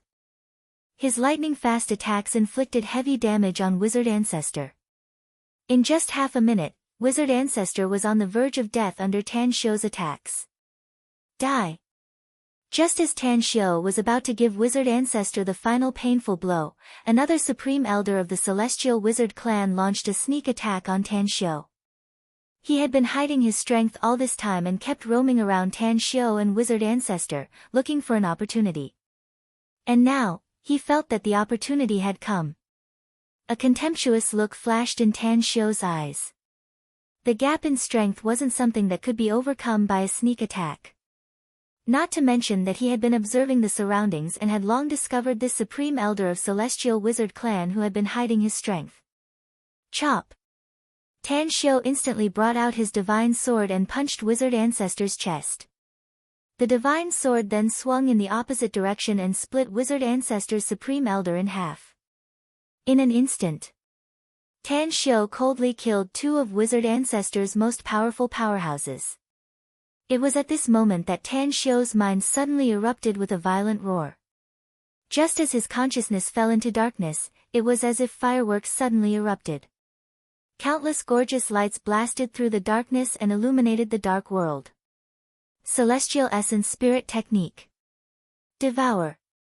It felt like countless centuries had passed, but it also felt like a snap of a finger. Tan Xiu had thoroughly mastered the Devour Spirit technique. Ever since his strength advanced by leaps and bounds, he thought that the Celestial Essence Spirit technique should have appeared by now. But he had been waiting for this fight, yet he didn't see it. Therefore, he felt very disappointed. At this moment, ecstasy occupied his heart. What made him even more incredulous was that the Celestial Essence Spirit technique he had just obtained turned out to be Devour. Devour. Devour all energy and devour the blood and qi of others. In an instant, Tan Xiu seemed to have transformed into a peerless devil. As the blood and qi of those masters who died in battle drifted around, Tan Xiu immediately displayed the Devour Spirit technique. A steady stream of heaven and earth energy, as well as a large amount of blood and qi, were forcibly absorbed by him and devoured into his body. Violent energy. Converging within Tan Xiu's meridians, the originally wide meridians widened several times in just a few breaths, to the point that cracks started to appear on Tan Xiu's tough meridians. However, every time a new crack appeared, the previous crack would be filled with primal chaos force, repaired, and finally restored to its original state. Again and again, and again and again. This caused the width of Tan Xiu's meridians to continue to increase, and their toughness also increased crazily. At this moment, even if someone used a broad knife to cut Tan Xiu's meridians, they would not be able to cut it. Even a foundation establishment expert would not be able to do it. In his internal universe, planets continued to expand. In just a dozen breaths, hundreds of planets had soared to dozens of kilometers in diameter. Huh! All of a sudden, Tan Xiu's body trembled because he sensed the life force coming from those planets. That's right. It was vitality. It was as if these planets had gained sentience and life. Kill. While casting spells and divine abilities, Tan Xiu began to crazily slaughter the Celestial Wizard Clan's experts. His cultivation was advancing by leaps and bounds. Every time a Celestial Wizard Clan's expert died, every member of Sacred Flame, and every Dark Shaman Clan's expert died, the blood energy from their corpses kept gushing out, fusing into the air, and was forcibly sucked into Tan Xiu's body. Devour. Overbearing and crazy. When all the Celestial Wizard Clan's experts were slaughtered, Sacred Flame had less than 2,000 members left, and the Dark Shaman Clan lost hundreds of experts. Standing high in the air, Tan Xiu's body suddenly trembled as a surge of energy burst out from his chest. The energy of the entire island was sucked dry by him in an instant. Even the countless stars in the vast universe began to tremble along with it. Galaxy after galaxy. Planet after planet. The massive power of the stars and the terrifying power of the sun were like a sea that blotted out the sky and directly bombarded Tan Xiu. When the countless energies came within a kilometer radius around Tan Xiu, all of them were crazily devoured into Tan Xiu's body. In his Dantian universe, tens of thousands of planets began to grow. Under the infusion of the violent energy, the energy directly fused into the planets. Tan Xiu didn't know how much time had passed. His mind was completely immersed in devouring and cultivation. No one could approach within a kilometer radius around him. Even Vulcan, a spirit formation stage expert, was blasted away by the surging energy when he tried to approach Tan Xiu several times. Rumble, lightning streaked across the vast sky and the sound of thunder shook people's hearts. Dark clouds covered the blue sky and lightning bolts shuttled through the thick clouds as if they could strike down at any time. Chapter 1222. Fifth Island's Port. Vulcan's face was gloomy and his heart was filled with the flames of anger. After the crazy slaughter, there were only less than 2,000 people left in his Sacred Flame organization. Even these 2,000 people were riddled with scars, and some were even disabled. This time, the loss was much greater than the last time the 9th Sacred Flame Order was activated, and it wasn't just a little bit. Even if he could get $20 billion in the end, he would need to pay at least $15 billion to compensate the severely wounded and disabled experts of his organization. What infuriated him the most was not how much money he would get in the end, but the fact that none of Tan Xiu's men died in the battle. Although most of them were wounded, only a few of them were seriously injured, while the rest only suffered minor injuries. What did this mean? It meant that his Tang sect alone was enough to annihilate the entire celestial wizard clan.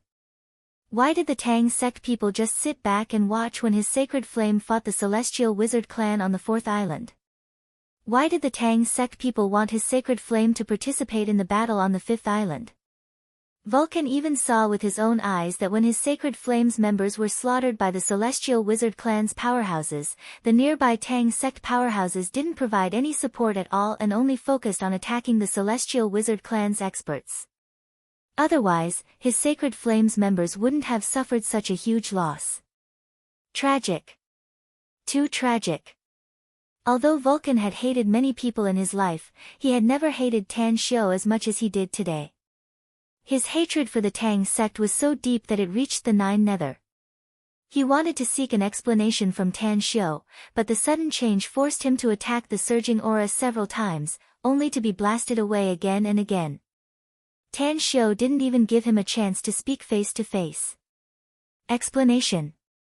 You must give me an explanation. Otherwise, I, Vulcan, will never let you off. In his wrath, Vulcan couldn't care less about anything else. He stood at the porch shrouded by the array with a look of resentment in his eyes. The white-clad Tang Guang exuded a strong smell of blood. His white clothes had long been soaked in blood, and he looked as though he had just walked out of a sea of blood. He didn't even wipe away the blood that had splattered on his handsome face. He was smiling at the fire god. His voice was exceptionally gentle. Fire god leader, do you really want to speak? With my sect leader? Or the entire Tang sect? Be it your sect master or your Tang sect, both of you must give me an explanation today. Vulcan angrily shouted. We're comrades who fought side by side, but your Tang sect's experts didn't even help my sacred flames people when they were killing the enemy. It's very puzzling to me. Why did you save your companions from Tang's sect and the members of the Dark Shaman clan? Why couldn't you save the brothers of my sacred flame? Tang Guang lowered his head and the smile on his face turned brighter. Then, he softly said, Chief Vulcan, since you want an explanation, then I can give it to you on behalf of my Grand Master. His voice fell. An immortal sword instantly shot out from Tang Guang's left hand and pierced Vulcan's face in almost an instant. Swish! Caught off guard, Vulcan tried his best to evade the lightning-fast sword. However, just as he was about to relax, he instantly sensed a faintly discernible fluctuation in the air. Puff! The immortal sword that appeared out of thin air instantly pierced Vulcan's heart and came out from his chest. Then, Fire God felt as if a volcano had erupted in his chest. The surging true essence exploded, causing a bowl-sized hole to explode in his chest. His heart was destroyed. His internal organs were all destroyed. Even the meridians he used to circulate his power were severed by the violent true essence. Boom! A violent punch blasted out from Moo. The moment the immortal sword rushed out of Vulcan's body flew backward like a kite with a broken string. Wi. His remaining consciousness caused his heart to be filled with bewilderment. He used almost all of his strength to ask this question with difficulty. Tang Guang revealed a cold expression and instantly appeared in front of Vulcan. As the immortal sword cut off Vulcan's head, he burst into laughter and said, Why? Because there's no need for your sacred flame to exist anymore. Because your sacred flame is an evil organization that only has money in your eyes. You don't care about what's right and wrong and just kill innocent people. Also, your sacred flame people captured someone from my Tang sect and even seriously injured him before handing him over to the Celestial Wizard Clan's Grand Elder. Moo also instantly appeared near Vulcan's body and sneered. Our sect master said that your sacred flame is a bunch of bastards who only recognize money and not people.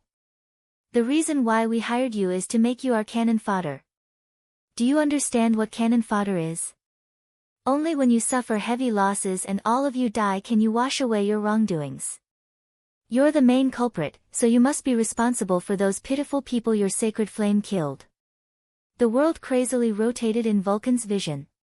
He saw his headless body, blood spurting out from his neck, and the hole in his chest. His consciousness was rapidly dissipating, but before it completely dissipated, the intense regret filled him with despair. That's right. He regretted it. He regretted asking a tiger for its skin. He regretted that he relaxed his vigilance toward the Tang sect. Money? He had money, but if he lost his life, even if a mountain of gold and silver was placed in front of him, all of it would belong to him. What was the use of it? He wanted to roar and curse. However, he found that he could not even make a single sound. Because his mouth was wide open, his consciousness flowed away even faster. When the last bit of scenery disappeared before his eyes, when the whole world turned dark, his consciousness completely collapsed. A contemptuous look appeared on Tang Guang's face as he turned to look at the sacred flame members around him, whose expressions drastically changed. His killing intent instantly soared. How about we kill them all? We killed Vulcan and their supreme leader, so there's no need for them to live anymore, said Mo in a deep voice. Else, if someone goes crazy and wants to avenge Vulcan in the future, our Tang sect will still be in trouble. Tang En's figure suddenly appeared in the air. Wearing a bronze mask, she lightly shook her head and said, Sect Master may be satisfied with our method of killing Vulcan, but I'm afraid he'll be angry if we kill all these sacred flame members. I think we might as well recycle the waste. As long as we control their lives, we'll be able to order them around in the future. I'll do it. Kawako burst into laughter and her petite body instantly soared into the air. She then looked at the sacred flame experts, who looked as though they were about to face a formidable enemy, and shouted, You should be well aware of our strength. We originally planned to slaughter all of you and make you accompany your Vulcan and your supreme leader to hell to atone for your sins. But now, we've changed our mind and will give you a chance to live. Everyone, give up resisting and hand over your lives to me. You'll be the peripheral members of Tang sect from now on. Else, today will be the day you die. Bastards!